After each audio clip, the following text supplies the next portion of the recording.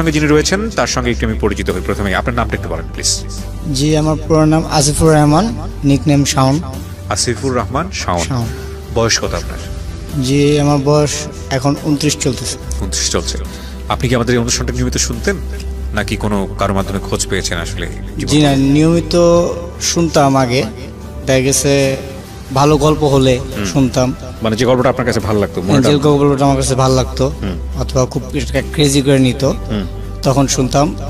তারপর এটা বলা ঠিক হবে, ওটার অসুবিধা নেই, শুনতেছে। মানে আমার গার্লফ্রেন্ড এখন আপাতত যে আছে, ও আর কি অনেক সময় আমাকে প্রায় বলতো যে তুমি গান টান বাদ দিয়ে তুমি রাত্রের বেলা হেডফোন অন করে তুমি ঢাকা এখন শুনো, এখানে অনেক ভালো ভালো প্রোগ্রাম হয়, এগুলো শুনো। তাই আমি ওকে বলতাম যে তুমি এত রাতে যাবো কেন? আমি তো দেখা গেছে 11টার বাজে গান শুনে না শুয়ে যাই, তুমি শুনো কেন? শুনে দেখো যে খুব ভালো লাগবে, জীবনটাকে একটা অ্যাডমায়ার নিতে পারবা, এভাবে কদিন চলবা। মানে বেশ কিছুদিন যাবতীয় বলতেছে আর কি, প্রায় 1 মাস যাবত আর কান মানে ও ঝালাপালা বের হতেছে কিছু বলো শোনার জন্য। আচ্ছা, সামহাউ আর কি শুনো তুমি, তোমার খুব ভালো লাগবে। মানে যেটা অনুষ্ঠানের পর আমি বলবো যে যেটা আর কি আমার লাইফ থেকে হয়ে গেছে, যত চলে গেছে, তো সেই ক্ষেত্রেও আর কি আমাকে অনেক সামহাউ ইন্সপায়ার করেছে। সো আপনি শোনার পরে কেন মনে হলো যে এখানে এসে আপনিও গল্পটা বলতে চান, বা কখন আপনি রিয়েলাইজ করলেন যে না আমার গল্পটা বলা উচিত? মনে হয় 3 সপ্তাহ আগে মনে এখানে জসিম ভাই নামে কেউ আসছিল, যে আপনি ছিলেন তার সাথে। তো আমি মাত্র খাওয়া দাওয়া শেষে মানে ও বলতেছে আজকে ঢাকা এমনটা শোনো, একজন লাইভে আসবে, দেখো কি বলে। তো আমি ফুল গল্পটা শুনছি। তো গল্পটা শোনার পরে আমি চিন্তা করলাম যে আপনার নিজের গল্পটা বলা উচিত, যে আমার জীবনে যে এখন কি ঘটতেছে, যদি একটা মানুষ শুনে তাহলে দেখা গেছে আগামীতে এরকম কোনো ফ্যামিলিগত অথবা কোনো নিজস্ব ব্যক্তিগত কেউ কখনো একটা ভুল অথবা একটা মিস্টেক কখনো করবে না, যাতে সে যে জায়গায় আছে ভালো জায়গায় থাক, ভালো জায়গায় নিচে যেমন না আসুক, সারও উপরে উঠুক। রাইট। এবং আজকে কথা বলতে আমার কোনো দ্বিধা নেই প্রিয় শ্রোতা, যে আপনারা জসিমের গল্পটা আছে কিন্তু আমাদের ইউটিউবে গেলে ওটা পাবেন। জসিমের গল্পটা আপনারা খোঁজ করলে এখানে একদম ইজি। প্রচুর লোক ওই অনুষ্ঠানটা শুনেছেন এবং জসিম ভাইয়ের সাথে আমার পরবর্তীতে ফোনে কথা হয়েছে, যে উনি আমাকে যেটা বললেন মানে অফ দ্য রেকর্ড, যে উনি অনেক লোকের কাজের সংস্থানও করে দিয়েছেন, অনেক লোক দূর দূরান্ত থেকে ওনার ফ্যাক্টরি দেখতে এসছেন। তো আমাদের ইচ্ছা আছে যে জসিম ভাইয়ের ফ্যাক্টরিটা আমরা ভিডিও করে আমরা ইউটিউবে আপলোড করে দিব। অনেকেই দেখার ইচ্ছা পোষণ করেছেন, যে মানুষ একসময় কচুল্লতি বিক্রি করত দুবেলা খাওয়ার জন্যে, সেই মানুষ আজকে কয়েক কোটি টাকার মালিক শুধুমাত্র নিষ্ঠা এবং পরিশ্রমে। যে মানুষ একটা কলম যেটাকে বলা হয় যে আসলে অক্ষর জ্ঞান নাই, যার শিক্ষাগত যোগ্যতার কথা বাদই দিলাম, সেই মানুষ আজকে কোটি কোটি টাকার মালিক শুধু পরিশ্রম করে, এবং এই মানুষটাকে জীবনে উদাহরণ হিসেবে নেওয়ার মতো আছে। তো ওকে, তো শুরু করি। আমরা একটা মোটামুটি বড় ধরনের ভূমিকায় করে ফেললাম, প্রায় 4-5 মিনিট নিয়ে। আপনার যেখান থেকে বলার আছে আপনি বলুন প্লিজ। আসলে কিবরিয়া ভাই, আমি শুরু করতে চাই আমার ছোটবেলা থেকে যতটুকু আমার মনে আছে। আমার ছোটবেলাটা কাটে খুবই ভালো। একটা বাবা মা, সে রিক্সা চালক হোক তার বাবা, অথবা তার বাবা একটা কোটিপতি হোক, সে তার ছেলে অথবা তার মেয়ে অথবা তার ফ্যামিলিকে খুব অনেক কিছু দেওয়ার চেষ্টা করে, আগে দেখে জিনিসটা। তো ছোটবেলা থেকে দেখতাম যে সবকিছুতেই আম্মা থাকতো কি থাকতো না সঠিক জানি না, মানে বাবা সবসময় আমার সাথে থাকতো। মানে উনি কাজে ব্যস্ত থাকলেও আব্বু এটা দরকার, আচ্ছা আজকে না কালকে, আচ্ছা একটু পরে, কিন্তু জিনিসটা হাজির। তার বড় ছেলে ছিলাম আমি, আমার বাবা বংশের বড় ছেলে, ওনার ঘরে প্রথম আমি, মানে খুবই আমাদের ফ্যামিলিটি একটু বড়। আমার বাবা, আমি শুনছি যতটুকু, প্রথম নাকি বাবা একটা ওনার মামার আন্ডারে চাকরি করতো, একটা জব করতো, আপনার গাড়িতে ট্রাকের একটা জব করতো, মানে ট্রাক দেখশন করতো আর কি, এরকম টাইপ। তো বাবার বিয়ে হওয়ার পর, মানে আমি হওয়ার পরে উনি ওনার মামার ওনাকে বলে যে ব্যবসা যেহেতু শিখছো হালকা পাতলা, তাহলে কিছু টাকা থাকলে একটা ট্রাক নিয়ে তুমি ব্যবসা করতে পারো, তোমার কোনো আপত্তি নেই। তো আমার বাবার জীবনের যাত্রা শুরু হয় ওইটা দিয়ে। তো আমার দাদা আবার খুব একটা নামি দামি ব্যক্তি ছিলেন আমাদের এলাকায়, ওই হিসাবে মানে আমার বাবাকে সিএমবিতে, মানে সিএমবি বলতে গেলে যেটা আর কি কালকে আমি বলছিলাম যে রোডস অ্যান্ড হাইওয়ে ডেভেলপমেন্ট, যারা কাজ করে। তো আমাদের মুন্সিগঞ্জ জেলা শুনতাম যে আবু এখানে কন্ট্রাক্টরি করে। যখন আমি ক্লাস 3-4-এ, তখন আমি ব্যাংক লোন স্কুলে পড়ি, বাংলাদেশ আদর্শ ব্যাংক উচ্চ বিদ্যালয়, এটা ঢাকা আইজি গেটে অবস্থিত। তো খুব ভালো স্কুল। তো ক্লাসের গল্প বলছেন এটা ক্লাস 4। ক্লাস 4-এ? ওকে, ক্লাস 4। তো ক্লাস 4 হওয়ার পরে মানে আমার ছোট ভাই তখন আর কি, এটা তখন 95, তো 95-এর সময় তখন আমার ছোট ভাই হয়, তো ক্লাস 5-এ উঠি, তখন আমার ছোট ভাইয়ের 1 বছর হয়। তো বাবা নাম বলবো না, যার রেস্টুরেন্টই মতিঝিলে, মানে খুব উনার উদ্বোধন করায়, মানে আব্বার ফ্রেন্ড আমার ছোট ভাইয়ের জন্য একটা হিউজ, মানে এখন মেজো ভাই, মানে হিউজ একটা পার্টির অনুষ্ঠান রাখে। অনেক সুন্দর একটা অনুষ্ঠানের আয়োজন করে চাইনিজ রেস্টুরেন্টে, সবাইকে আত্মীয় স্বজন অথবা তার বন্ধু বান্ধব পার্টনার যারা ছিলেন সবাইকে। আপনার বার্থডেতে? না, আমার ছোট ভাইয়ের বার্থডে। আপনার ছোট ভাইয়ের বার্থডে? আমার ছোট ভাইয়ের বার্থডে। ওকে। একটা গাড়ি নিয়ে আসে উনি, মানে ড্রাইভ করে আমাকে, আমার আম্মাকে, আমার দাদুকে পিক আপ করার জন্য, ওনার এক ফ্রেন্ডের গাড়ি। ওকে। গাড়ি দুইটা, কিছু না বললাম, মানে বাবাকে জাস্ট বলি, বাবা গাড়িটা কার? তো বাবা বলে যে গাড়িটা এক ফ্রেন্ডের আর তোমার এক আঙ্কেল। আলম গাড়িটা খুব সুন্দর। তো এই কথাটা বলার পর মানে বাবা বললো যে ভালো লাগছে? আমি বলছি হ্যাঁ সুন্দরই তো, একটা কমফোর্টেবল। তখন 96 শেষ হয়ে যেছে আর কি। ক্লাস 4 এর ঘটনা আপনার? হ্যাঁ, ক্লাস 4-এ। ওকে। আমি ক্লাস 5 উঠবো আর কি তখন। ওকে। তো ওর পরের বছর যখন আমি ক্লাস 5-এ উঠলাম, তো বাবা আমাকে বললো কি যে তোমাকে কিন্তু এবার ক্লাস 5-এ জানি না কতদিন পড়বা, কিন্তু কয়েকটা দিন মানে আমাকে হোস্টেলে থাকার জন্য, মানে আমার আন্টি বাসাতে রাখা হয়। আচ্ছা। মানে একটা ট্রেনিং দেওয়ার জন্য। আচ্ছা। তখন আমি বুঝতে পারিনি যে কি জন্য উনি আমাকে রেখে গেছে এখানে। তো প্রত্যেক সপ্তাহ দেখতে আসতো, আম্মা আসতো অথবা আব্বু আসতো। আবু প্রায় রাত্রবেলায় দেখতে, হালকা দেখে চলে গেত, আমি ঘুমায় থাকলে দেখে চলে গেত। ফুপিরা বলতো সকালে উঠলে। তো হঠাৎ করে একদিন কোরবানি ঈদ আসে, হঠাৎ করে সন্ধ্যাবেলা আব্বা আসে, তো গেট নকরে আমার এক আঙ্কেল খুলে যে সাউন্ড কই। তো আমি দোতলা থেকে আসি, হ্যাঁ আব্বু। আমার আব্বু আমাকে সময় আব্বু করে বলতো, আব্বু নিচে আসো, চলো বাসা যাবো। তো আমি উপর থেকে বলছি যে গরু কিনছো? গরু কিনা হয়েছে? আমি কিন্তু হাটে আজকে গিয়ে কিনতে আমি তো বুঝতাম না হাটে যাবো না। তো তুমি আসো আগে, তোমার জন্য একটা জিনিস নিয়ে আসছি। তাই আমি ভাবছি একটা ক্রিকেট ব্যাট নিয়ে আসবে, না হলে একটা খেলনা নিয়ে আসবে। তখন আইসা বলতেছে যে গাড়ি গেটের বাইরে গিয়ে দেখো একটা জিনিস আছে। তো গেটের বাইরে গিয়ে আমি, মানে গেটটা বড়, 2 আধা খুলে দেখি যে গাড়িটা সেম গাড়িটা, শুধু কালারটা ডিফারেন্ট। সেম গাড়িটা, আমাদের গাড়িটা ক্রিম কালার ছিল, সেম গাড়িটা দাঁড়ানো। আচ্ছা। তারপর আমি মানে মানে আমার কাছে তখনই লাগলো যে আমি প্রশ্ন করব না কি করবো, আমার কাছে তো খুশি লাগতেছে, একটা তখন আনন্দ লাগতেছে। তো আনন্দকে আমি বললাম হইতে পারে তার বন্ধুরই গাড়ি। তা আমি আবার বললাম আমি কখনো জীবনে মানে অন্য কারো জিনিস হাত দিইনি, নিজের হইতো তাহলে জিনিসটা চিন্তা করতাম এটা নষ্ট হলো। তো বাবা বলতেছে কয় এটাই পছন্দ করছিল না? আমি বলছি হ্যাঁ এই গাড়ি তো। তোর বন্ধু না, এটা আমি কিনছি আজকে। তো মানে খুশিতে মানে আব্বু মানে অনেক খুশি হই। তো আব্বুর সাথে সাথে বলে বসা গাড়ি ইউটার নিয়ে হাটে যায়, গরু কিনে আমাকে গাড়ির ভিতরে রেখে যায়। আচ্ছা। আইসা দেখে যে গাড়ির তো সব উলটপালট করে ফেলাইছে, মানে হাস্যকর কাহিনী একটা। তো এরকম হয়। তো প্রায় কিছুদিন গেল, ভালোই কাটতেছে দিনকাল। এই প্রায় দেড় মাস খানিক পর আমাকে ফট করে বললো যে ড্রেস আপ। আমি বললাম যে ড্রেস আপ কেন? কয় যে ব্লেজারটা পরো আর এটা পরো, চলো এক জায়গায় যাবো। সন্ধ্যাবেলা এসে বলছে। আমি বললাম যাবো। বাবা তখন কি করতো? জি বাবা তখন ফুললি কন্ট্রাক্টর বিজনেস। জি, ফুললি রোডস এন্ড হাইওয়ে। আচ্ছা। তো আমাকে উনি গুলশান কোন একটা হোটেল ছিল তখন, এত তো খেয়াল নাই, একটা হোটেল ছিল 5 স্টারের মতো ছিল, ওখানে নিয়ে যায়। তো ওখানে নিয়ে যাওয়ার পর নিচে থেকে উনি বলে যে আমি আসছি, আমার নামে এটা, আমার অ্যাপার্টমেন্ট আছে আমার ছেলের সাথে। তো রিসেপশনে বলার পর বলে হ্যাঁ রুম নাম্বার এততে অ্যাপার্টমেন্ট আছে। তো আমাকে বলে চলো উপরে গেলাম। তো আমাকে এরকম ইন্টারভিউ নেওয়া হলো আর কি, কিছু কথা জিজ্ঞেস করলো, কতটুকু পড়ছি, হাতের লেখা কিরকম, এরকম জিজ্ঞেস করলো। আমি কিছু বুঝতেছি না যে আমাকে কোথায় কি করতেছে বাবা।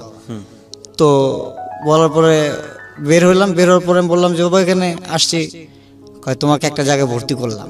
আমি আবার এরকম কেন, আমি কি আর দুষ্টামি করবো না? খুব দুষ্টামি করতো, আর দুষ্টামি করবো না। কয় না এবার ঘুরতে যাবো একটু বাইরে, সেই জন্য এখানে আসছি। আমি কোথাও হইতে পারে এপ্রিলে হবে, 15 দিনের মাথায় আমার ফুল ফ্যামিলি, আমার এক কাকা, আমার ছোট ভাই, আম্মু আর বাবা আর আমি। এটা 2000 এপ্রিলে গেলাম। তো তখন হোস্টেলে গিয়ে পেমেন্ট করতেছে আমাকে একজন ফরেনার, উনি ফরেনারই ছিল, স্যার ডেভিড জিজ্ঞেস করতেছে, মানে ইংলিশে জিজ্ঞেস করতেছে না, বাট আমি তখন এত ইংলিশে বলতে পারতাম না, কথা বলতে পারতাম না। তা আমাকে বলতেছে ঠিক আছে অসুবিধা নেই, শিখবো আস্তে আস্তে। সাথে একটা বাঙালি লোক ছিল।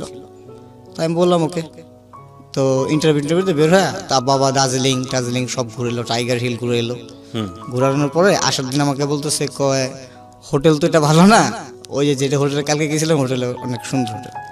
তো গেলাম, আমাকে ভাবছি যে এটাও হোটেল দিতে পারে, বেড আছে। তো আমি সন্ধ্যাবেলা মানে আমাকে বললো যে তুমি এখানে থাকো, আমি নিচে থেকে আসতেছি। তো ওই যে বাবা গেছে সন্ধ্যাবেলা, আমার বাবা তো আসে না। মানে আপনাকে হোস্টেলে ভর্তি করে দিয়েছে? ভর্তি অলরেডি করে দিয়েছে, মানে রেখে যে আসছে, মানে আমি আর বলতে পারতেছি না। মানে সন্ধ্যাবেলা আমি এক সিস্টার, মানে তো ওখানে সিস্টার বলা হয় যারা আমাদের কাপড় টাপড় দিয়ে দেয়, আমি বললাম যে এক্সকিউজ মি, এখানে আমার বাবা আসতেছে না। তো উনি বাংলা না বুঝে উনি বলতেছে 1 মিনিট, আমি কাউকে ডেকেই দিয়েছি। পরে একজন বাংলা টিচার আসলো, সানিকা মিস আসলো। মিস আসার পর বলতেছে কি হয়েছে বলো। আমি বললাম যে বাবা কোথায়, আম্মু কোথায়, কাকা কোথায়। বললো যে তুমি তো এখন হোস্টেল, উনি তো চলে গেছে। আলটিমেটলি হচ্ছে আপনাকে ইন্ডিয়াতে দার্জিলিং এ পড়তে দিল, তাই কি? তখন কোন ক্লাসে ছিলেন আপনি? ওই ক্লাস 5 এ নেই ভর্তি, ক্লাস 5 এ নিয়ে ভর্তি করে দিল। একটা জিনিস খেয়াল করবেন যে ওদের ফ্যামিলি কন্ডিশনটা সুপার রিচ কন্ডিশন। সেই সময় গাড়ি, মোটামুটি বাড়ির একটা ভালো ফ্যাসিলিটি, এবং ছেলেকে সে দেশের বাইরে পড়াচ্ছে, বড় ছেলেকে। এবং বুঝতেই পারছেন যে স্বাবলম্বী, অর্থনৈতিকভাবে মোটটা খুবই ভালো সচ্ছল একটা পরিবার। হ্যাঁ বল।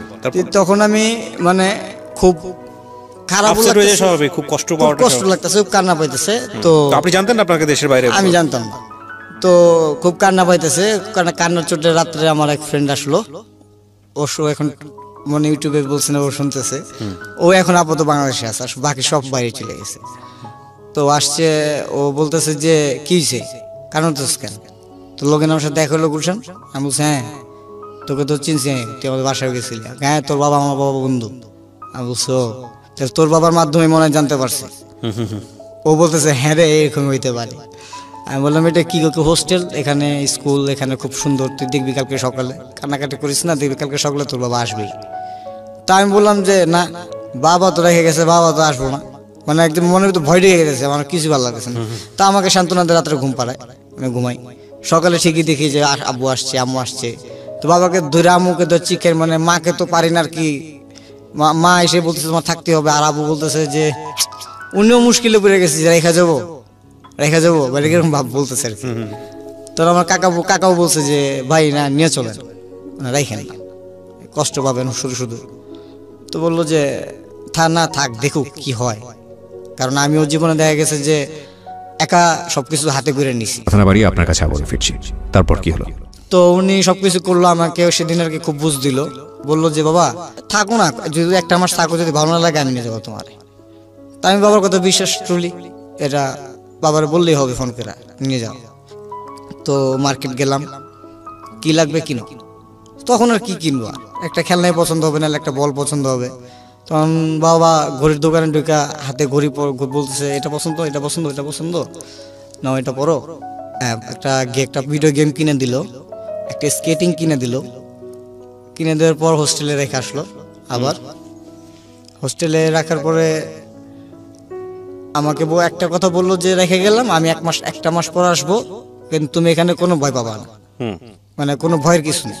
তো একটা স্যার ছিল, স্যার এসে বললো যে এখানে ভয় পাবো না, এখানে আমরা সবাই আছি। তো এখানে থাকলাম, এই থাকতে থাকতে 1 বছর কাটলো।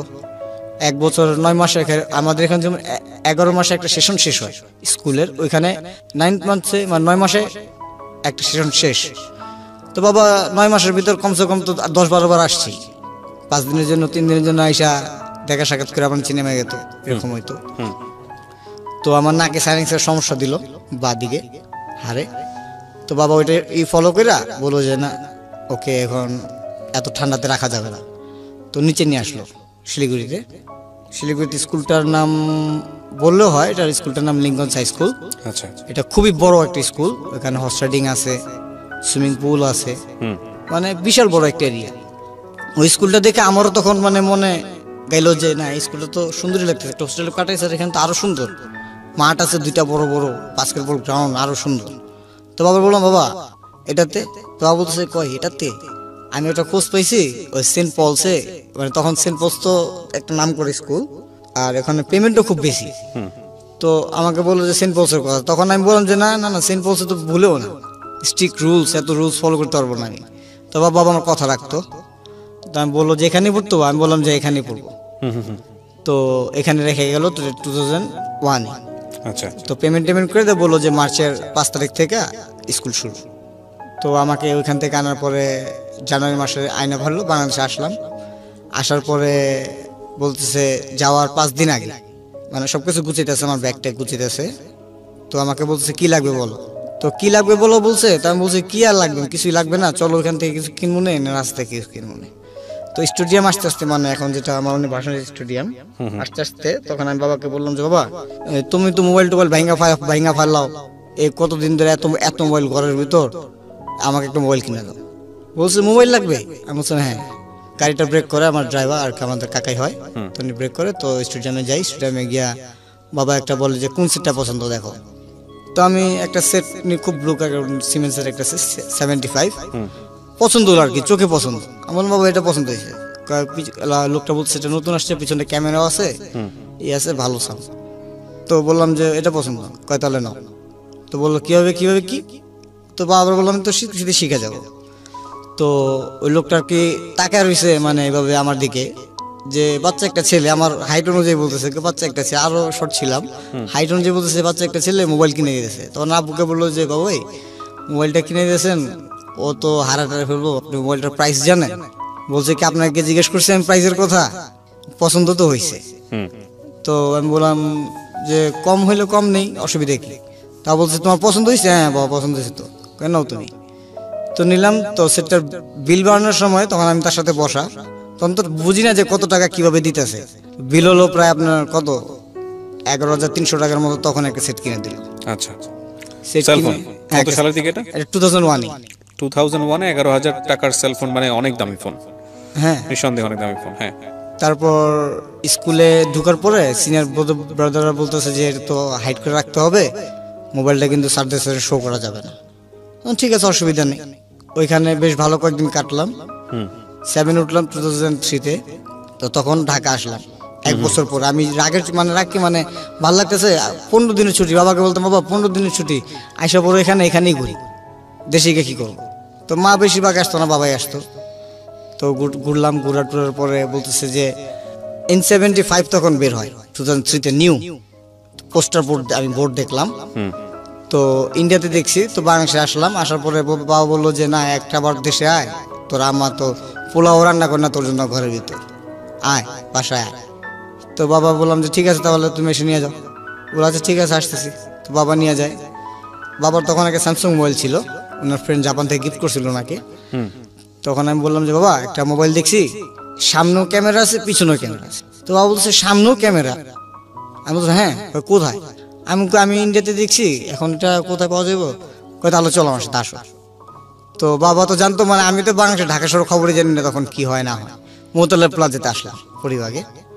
তো মোতালেব প্লাজাতে আসার পরে এক দোকানে আমি গিয়ে বললাম যে নোকিয়া N75 মোবাইল মডেলটা আছে কিনা। ফুল ফ্লোরে এটা বলার রাখা হচ্ছে, ফুল ফ্লোরে 5টা মোবাইল পাওয়া গেছে। শুধু 5টা মোবাইল থেকে 3টা মোবাইলই অলরেডি সেল হয়ে গেছে। আচ্ছা। তো 2টা মোবাইল নিয়ে আসলো। তো আনার পরে লোকটা বলতেছে যে ভাই আসলে ফুল ফ্লোরে 5 নম্বর মানে 2টাই আছে, মানে আপনি কি একটা যদি নেন তাহলে বুকিং দিবেন নাকি নিয়ে যাবেন। তো বাবা বলছে বুকিং এর কি হলো, তো নিবই তো। তা আমাকে জিজ্ঞেস করতেছে যে কোনটা নিব, আমি ব্ল্যাক কালারটা।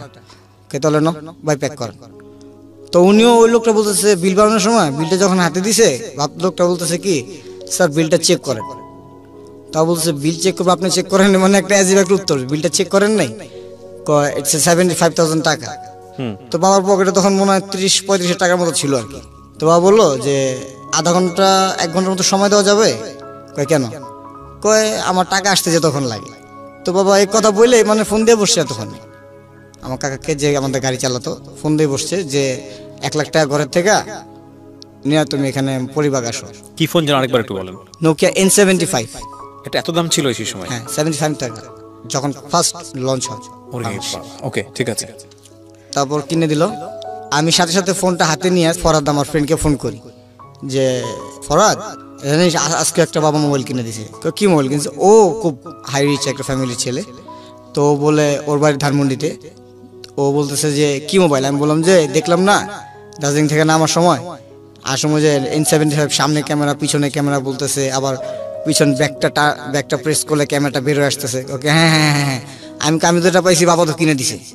কি বলো? আমি হ্যাঁ মার্কেট তো আর বলতেছে নাই, আরেকটা আছে।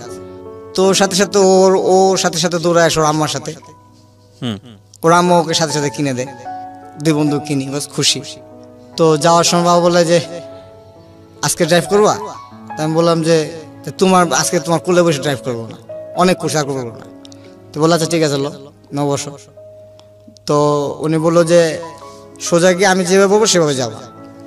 আমি বললাম আচ্ছা ঠিক আছে। তাই আমি বসছি। তো বসার পরে তখন আমাদের দ্বিতীয় গাড়ি কেরিনা মাই রোড, বলে রাখা ভালো, কেরিনা মাই রোড গাড়িটা কিনে। ওই গাড়িটা আমি পছন্দ করি, গাড়ির কালার দেখে। যে তখন গাড়িটা কিনে তখন বলতেছে বাবা এটা কিন্তু আগের গাড়ি না, এটা কিন্তু আরো অন্যরকম, একটু বড় গাড়ি, সাবধানে চালা। তো উনি এক হাত দিয়ে স্টিয়ারিং ধরে, আর একটা অটো গিয়েছিল দেয়, তারপরে উনি স্টিয়ারিংটা ধরে আর বলে যে হালকা ধরো এটা, আর কিছু না। আমি হালকা ধরতে ধরতে শাহবাগ আসি, শাহবাগ থেকে আস্তে আস্তে আস্তে আস্তে আস্তে আস্তে বাসার দিকে যাই। বাসার দিকে যাওয়ার পরে মানে আমি হতভম্ব হয়ে যাই যে বাসার দিকে পৌঁছে গেছি। আমার বাবার দুটা আঙ্গুল নাই, দুটা আঙ্গুল ছিল না। উনি খুব এক ফুটবলের ফ্যান ছিল, এক বোম ব্লাস্টে ওনার হাতটা আঙ্গুল দুটো চলে গেছে। বোম ব্লাস্ট বলতে মানে উনি আতশবাজি খুব করতে পছন্দ করেন। ওই আমলে 60,000 টাকাতে শুধু 4টা বোমা আনাইছে চট্টগ্রাম থেকে। আবহাওয়ার খেলা দেখবে উনি, এটা প্রায় 82-83 সনে। ঠিক আছে। তারপরে আসার পরে জুরাইন নামে জুরাইন রেল গেটটা পার হই, তখন অনেক পুরনো ছিল, জুরাইন রেল গেটটা পার হই। তো সাথে সাথে বাবার যারা সহকর্মী ছিল দূরে অনেকজন আসে। আসার পরে আমাকে একজন নিয়ে বলতে ওর বাসায় দিয়ে আসো, আমি চলে যাই। তো বাবার সাইডে চলে যায়, বাবা রাত্রে আসে। আসার পরে আমি তো পুরো খুশি, আর আম্মা ক্ষিপ্ত হয়ে রয়েছে যে এত কিছু নষ্ট করতেছো, এত কিছু ই করতেছো, এতটুকু মোবাইল কিনে দিছো ওকে, এত দামি। মানে আসার পরে বাবাকে খুব জেরা শুরু করছে। আর আমার বাবাকে জেরা করলে মানে আমার ব্যাপারে কেউ জেরা করলে তার সহ্য হতো না। মানে সাথে সাথে মাকে উত্তর দেওয়া বলে যে তোমারটা দিয়ে তো করিনি, আমার বাবারটা দিয়ে আমি করিনি, আমারটা দিয়ে আমার ছেলেকে আমি করে দিতেছি, তাহলে কারো কিছু অনেক পছন্দ করতে আপনাকে। হ্যাঁ। তখন এরকম চলতে চলতে আমি ক্লাস 9-এ উঠি। ক্লাস 9-এ ওঠার পরে কোরবানি ঈদ আসে, আমাদের ঈদে কোনো ছুটি পেতাম না আমরা। ওই দেশের দিওয়ালি ছিল অথবা হোলি থাকতো, আমাদের কোনো ছুটি থাকতো না। ছুটিতে আউটিংয়ে বলতো যে পকেট মানি যাদের আছে নিয়ে নাও, অথবা এখানে ব্যাংক আছে, ব্যাংকের থেকে নিয়ে দিই, তোমাদের বাবা মা আসলে সাবমিট করে দিবে। আচ্ছা। তো এখান থেকে ফোন করা হতো যে আপনার ছেলেকে কয় টাকা পকেট মানি দেওয়া হবে। তো আমি বলতাম যে স্যার আমাকে লাইনটা ধরে দিলে আমার সুবিধা হবে আমার বাবাকে বলার জন্য। তো আমি লাইনটা ধরতাম, জাস্ট বলতাম যে হ্যালো আব্বু। বলছে হ্যাঁ বলো। যাবো এবারও কোরবানিতে আসবো না?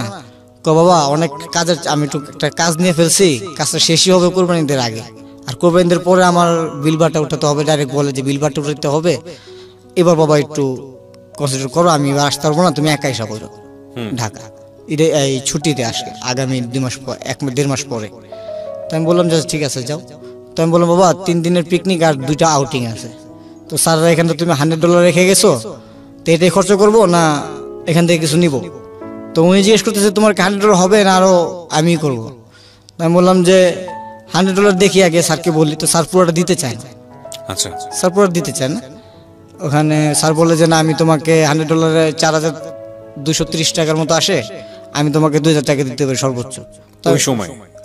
আচ্ছা। আমি বললাম ঠিক আছে, না দিলে নেই। বাইরে বের হলাম, বাইরে বের হয়ে আমার মোবাইল বের করে একটা SMS করলাম। বাবা একটা বেট করে দিছিল north Bengal to Dhaka direct call, just আমি একটা SMS করছি। বাবা বলছে যে কোন কাজে ব্যস্ত, আমি উনি SMS বুঝতো না। আচ্ছা। SMS করছি তো দেখি রিপ্লাই পাই না, পরে কল দিছি ডাইরেক্ট। তো বাবা কেটে দিয়ে ব্যাক করছে। বলছে কি হয়েছে? আমি বলছি বাবা শুধু 2,000 টাকা দিছি, আমার তো এই পিকনিকে আর তো হবে না। তো বলতেছে যে এক কাজ করো, শেষ হওয়ার কিছুক্ষণ আগে অথবা একদিন আগে আমাকে নক করো তুমি। আমি বললাম ঠিক আছে। এর ভিতরে একটা টুর্নামেন্ট আসে, আমি খুব ভালো ফুটবল খেলি। ওখানে রয়্যাল ক্লাব আছে, রয়্যাল ক্লাবে আমাকে একটা চান্স দেয়, খেলার সুযোগ দেয়। এটা 2008-এ যে আসিফুর রহমান তুমি কি অ্যাডমিন নাকি লিঙ্কন হাই স্কুলে খেলবা। তো ওইখানে আমাকে বলার পর আমি বলি যে আমি যদি খেলি তাহলে আমার টিম নিয়ে খেলবো, আমার দল ছাড়া আমি খেলবো না, আমি কোনো দলের সাথে খেলবো না। তোনার এই কথা শুনে খুব বিরক্ত ফিল করে যে একটা ছেলে কি ফুটবল খেললে কতটুকার নাম কামাইছে, ও ক্লাবের সাথে খেলবে বলতেছে ওর দল নিয়ে। তো আমি বললাম এই কথা। এর ভিতরে করে কি কোরবানি ঈদ আসে, কোরবানি ঈদের সময় স্কুল ছুটি থাকে 4 দিন। তো বাবা ফোন দেয়, আমি রিসিভ করি, আমি কই স্কুলে ফোন করে তো স্যার অ্যালাউ করে দেয়, সারাদিন ফোন করলে করতে পারবা। তো রিসিভ করে বললি, বাবা গরু কিনছো, কত বড়, কিছু বলেন, হাসে। তাই আমি ভাবছি যে কি নাকি, আম্মুকে জিজ্ঞেস করলাম, আম্মু গরু কিনে হয়েছে, কত বড় গরু কিনে হয়েছে। একটা এলাকা ভিত্তিক তখন একটা কম্পিটিশন ছিল আর কি, কার গরু কত সুন্দর। হ্যাঁ কার গরু কত সুন্দর, কত বড়। তো ফট করে আমার ছোট ভাই বলতেছে, ভাইয়া উট আনছে, উট উট। মানে আপনার বাবা উট নিয়ে, হ্যাঁ উট নিয়ে আসছে। আমি বলছি যে উট নিয়ে আসছে। ফ্যামিলির কন্ডিশনটা বোঝার চেষ্টা করবেন প্রিয় শ্রোতা। আমরা আজকে যে গল্পটা প্রচার করছি এটা ওর শৈশবে, ওর হেভেনলি চাইল্ডহুড আমরা যদি বলি। প্রতি মুহূর্তে বাবার কাছ থেকে মানে না চাইতেই পাওয়া, না চাইতেই full of support, full of love, full of surprise. অসাধারণ একটা শৈশব নিঃসন্দেহে। আমরা ছোট্ট একটা বিরতি, আমি কথা না বাড়িয়ে আপনার কাছে আবার ফিরছি। তারপর কি হলো? যে তারপর আমি খুব রাগ করে ফোনের রিসিভারটা রেখে দেই যে আমি আর কথা বলবো না। পরে অনেকবার কল করে স্যার আমাকে বলতেই থাকে যে তোমার বাবা ফোন দিয়েছে, ফোনটা তো ধরো, কথা তো বলো।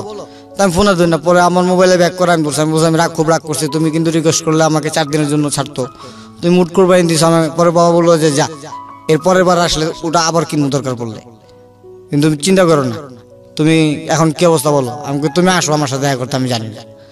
তো বাবা ওইটা শুনে মানে আমার মা ভাই সবাইকে নিয়ে আসে আবার আমাকে দেখতে। তো তখন আমরা কলকাতা ঘুরি, স্যারের থেকে ছুটি নেওয়া হয়, কলকাতা ঘুরা আমাকে ডাইরেক্ট ফোন করে। বাবার সেল নাম্বার তো অটোমেটিক ওদের কাছে থাকে, গার্জেনের সেল নাম্বার। ফোন করে বললে যে আসিফুর রহমানকে নিয়ে আপনি স্কুলে তাড়াতাড়ি রিপোর্ট করেন। তো বাবা ভাবে যে, প্রথম বুঝে উঠতে পারে না যে কেন রাখতেছে আমার ছেলেকে, কিছু করে আসছে নাকি, কিছু করছে নাকি, কারণ অনেক চঞ্চল ছিলাম, কিছু করছে নাকি, কারো কিছু ভাঙা ফেলছে নাকি। ছোটবেলা থেকে গাড়ি চালাতে গেলে রিক্সা লাগে মেরে দিত, তো এরকম আর কি, কিছু করে ফেলছে নাকি। আসার পরে আমি ফোনটা রিসিভ করি, স্যার সেন্স ছিল। স্যার বললাম ইয়েস স্যার। স্যার বলতেছে যে Asifur Rahman, your team has selected for the rolling trophy for royal club. বাহ।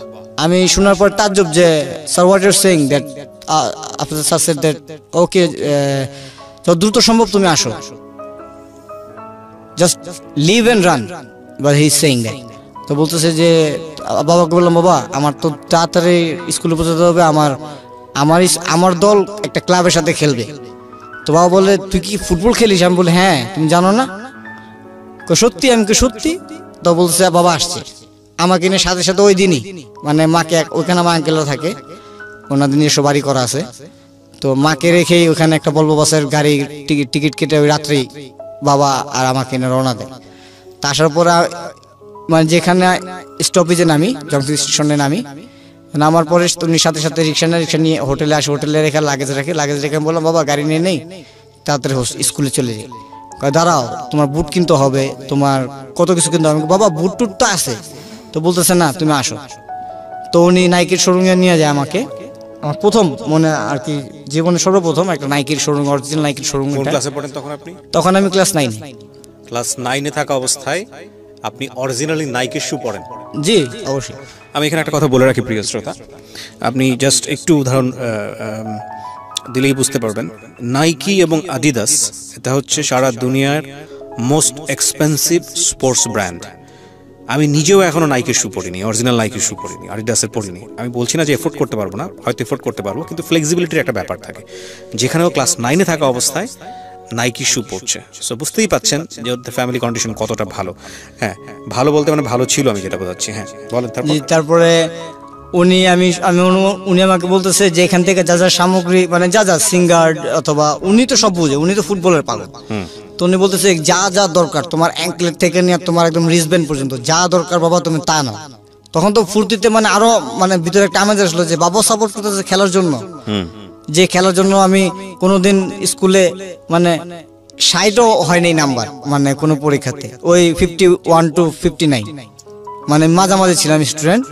ট্রুলি এটা মাঝামাঝি ছিলাম, কোনো না উপরেও যাইনি নিচেও যাইনি। এই খেলাটা বেশি মনোযোগী ছিল আমার প্রতি। তো বাবা বলতেছে যে, বাবা দেখতেছি বাবা বুট পছন্দ করতেছে, মানে বুটের এরিয়াতে আছে। তা আমি সিঙ্গার্ট নেই, সক্স কিনি, একটা জার্সির প্যান্ট কিনি, নাইকিরই সব ফুল হোয়াইট কেনার পরে আমি একটা বুট পছন্দ করি ব্ল্যাক কালার। তো ব্ল্যাক কালারটা কেনার পর আমি যেটা রেট দেখি 1800 রুপিস, বাংলাদেশি টাকা 3000 টাকার কাছাকাছি, 1800 রুপিস। তো আমি ওখানে নিয়ে বললাম যে আব্বু ডাক দিছি। তো আব্বু আসছে, আমি বলছি আব্বু ওই যে এই বুটটা খুব সুন্দর না, দেখো তো ব্ল্যাক কালার। তো বাবা বলতেছে যে তোর শুধু কালোই পছন্দ হয়, গাড়ি কালো কালার পছন্দ হয়, তোর সবই কালো কালার পছন্দ হয়। তাই আমি বললাম সব তো তুমি কিনে দাও, একটা তো আমার পছন্দ কিনে দিবা। তো উনি বলতেছে যে আচ্ছা ঠিক আছে। তো উনি পিছন থেকে এভাবে হাতটা বের করে, আমার এখনো খেলা আছে, হাতটা বের করে ভাই মানে উনি শুটা এভাবে দেখায়, মানে এটা কল্পনার বাইরে। দুইটা বুট মানে এক জোড়া বুট নাইকির, উপরে ফুললি রেড, নিচে অরেঞ্জ, আর স্পাইক গুলো ছিল ব্লেড।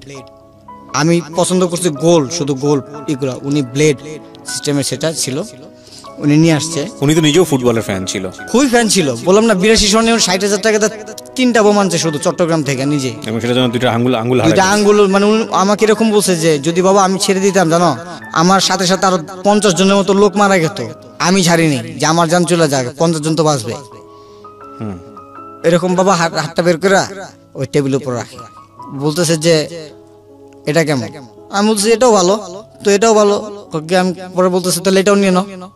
বাবা এত আমার তো এখানে 4-5 জোড়া বুট হয়ে গেছে, আবার 2টা নতুন, কয়টা ফাইনাল যদি উঠো ফাইনালে, আমি জানি ফাইনালে উঠবে, আমি বলে দিলাম তুমি ফাইনালে খেলবে এটা করে। তা আমি তোমার জার্সির দাম, আমার স্টকিংসের দাম, আমার লেগ গার্ডের দাম সবই তো আমার জানা আছে, আমি ট্যাগ দেখে নিছি। আমার একটা রিজনেবল প্রাইস ছিল, আমার একটা নিশ্চয়ই ছিল অতর ভিতর থাকবে। তো নিচি নেওয়ার পরে আমার বিল হয়, আমার একটা জার্সি, একটা সিঙ্গার, একটা জাস্ট একটা রিসলেট, এটার বিল আপনার প্রায় ইন্ডিয়ান কারেন্সি 1230 টাকার মতো। ভালোই আর কি, অনেক দামি নাইকিরি। তো আমি এটা রাখলাম টেবিলে, তো বাবা এটাও টেবিলে রাখলাম। তো আমি বললাম, বাবা বলছে কিন্তু ব্লেড, আর শুনো এটা খেলার সময় কিন্তু তোমাকে আমি পরে বলতেছি, আচ্ছা আগে বিলটা হোক। তো আমি বলতেছে যে স্যার আপনার বিল হইছে আমার 1200 বাদ দিয়ে, মানে শুধু বুটের বিলটা প্রথম। উনি ভাবছে যে আলাদা আলাদা, আমরা আর কি যে লোকটা দিতেছিল উনি ভাবছে আমরা আলাদা আলাদা, কারণ জিনিস দুই সাইডে। তো উনি প্রথম আর কি বুটের বিলটা মানে আমার বাবাকে জিজ্ঞেস করছে যে স্যার আপনার বিলটা, ওকে হ্যাঁ বলেন, 5600 রুপিস। মানে আমি একবার যে 5600 রুপিস মানে 5,500 ইন্ডিয়ান কারেন্সি, বাংলাদেশি টাকা তো প্রায় তুমি $100 কাছাকাছি একটা বুটি হয়ে যায় তুমি কিনে দিচ্ছ তোমাকে। তো আমি বললাম যদি এত দাম তো দরকার নেই আবু, এত দাম তো দরকার নেই, ঈদে কিনি। পুরো আবু বললো যে আরে কি নেও না, মানে উনি খুবই ছিল তো, শৌখিনতা ছিল তো, তুমি নেও। পরে আমি নিছি, পরে আসি, স্কুলে আসার পর সবাই মানে বলে যে তোর বাবা মানে তোর একটু এক্সট্রা বেশি ভালোবাসে। তাই আমি বললাম যারা এক্সট্রা ভালোবাসে আসলে তো অনেক সময় ভয়ও করে, বাবার যে রাগ আর যে একটা এরকম করে আমার অনেক সময় ভয়ও করে। বলতো যে আচ্ছা ঠিক আছে তোর বাবা অনেক ভালো আছে, বুটটা কিনছিস ভালো। তো বাবা খুব ক্রেজি হয়ে বলে যে কয়দিন পর খেলা স্যার বলে স্যার এই আমাদের ওরা প্র্যাকটিস করবে 1 সপ্তাহ, 8 দিন 9 দিনের মাথায় খেলা, সানডেতে হলিডের দিনে খেলার ফালায় বলে সানডেতে খেলা। তো তখন কি করে আব্বু আম্মুকে বলে ফোন করে কলকাতাতে যে তুমি যদি আসতে চাও তো আসো, ও আমার বোন যে তুমি যদি আসতে চাও আসো শিলিগুড়িতে, আর যদি না আসো তাহলে থাকো এখানে ঘুরো, মানে আমার আন্টিদের সাথে, আব্বুর বন্ধুর ওয়াইফের সাথে ঘুরো, ওইখানে ঘুরো, আমি এখানে থাকি, দার্জিলিং ঘুরে ওর কেনিয়া, আর ওর খেলা আছে, একটা টুর্নামেন্টে খেলা আছে। তো মা আবার এটা খুবই একদম পছন্দ করতো না, একদম দেখতে পারতো না, মানে টাকা নষ্ট উনি দেখতে পারতো না। তো ফাট করে আব্বা একটা ফোন আসে, আবার ফোনটাও রোমিং ছিল, ফোন আসে যে আপনার ইমিডিয়েটলি আসতে হবে। তো বাবা আমাকে রাত্রবেলা বলে, মানে খেলার 3 দিন আগে আমাকে বলে যে তুমি এক কাজ করো বাবা, হোস্টেলে চলে যাও। আমি কেন বাবা? পরে বলতেছে যে আমার ঢাকা পৌঁছাতে হবে দ্রুত, আমার 2টা কাগজ আটকে রয়েছে, মানে 2টা কাজ আর কি, 2টা কাগজ আটকে রয়েছে, 2টা কাগজ তো বের করতে হবে। পরে বললাম যে বের করতে হবে বাবা, বের না করে থাকো না। তখন খুব মানে কষ্ট না, মানে এখন ভাবে ওইটা কষ্ট ছিল, তখন বাবা বলে যে ওই 2টা কাগজ যদি না ওঠাই তাহলে আগামীতে তুমি যদি ম্যাট্রিকে কিছু পাস করো আমি কিন্তু তোমার নিজস্বভাবে তোমাকে গাড়ি কিনে দিব না, ঠিক আছে, এই দুইটা কাগজের জন্য, মানে ডাইরেক্ট বলে উনি আমাকে। আমি বলছি এত ইম্পর্টেন্ট, আমি বলছি আমি বুঝো কিন্তু ক্লাস ম্যাট্রিক যদি পাস করি আর গাড়ি কিন্তু কিনে দিতেই হবে, ওটা না পার্সোনাল থাকবে। তো উনি বলে যে তুমি নিশ্চিন্তে থাকো, আমি তোমাকে কিনে দেবো, তো চিন্তা করে থাকো। তো ফট করে খেলা শুরু হয়।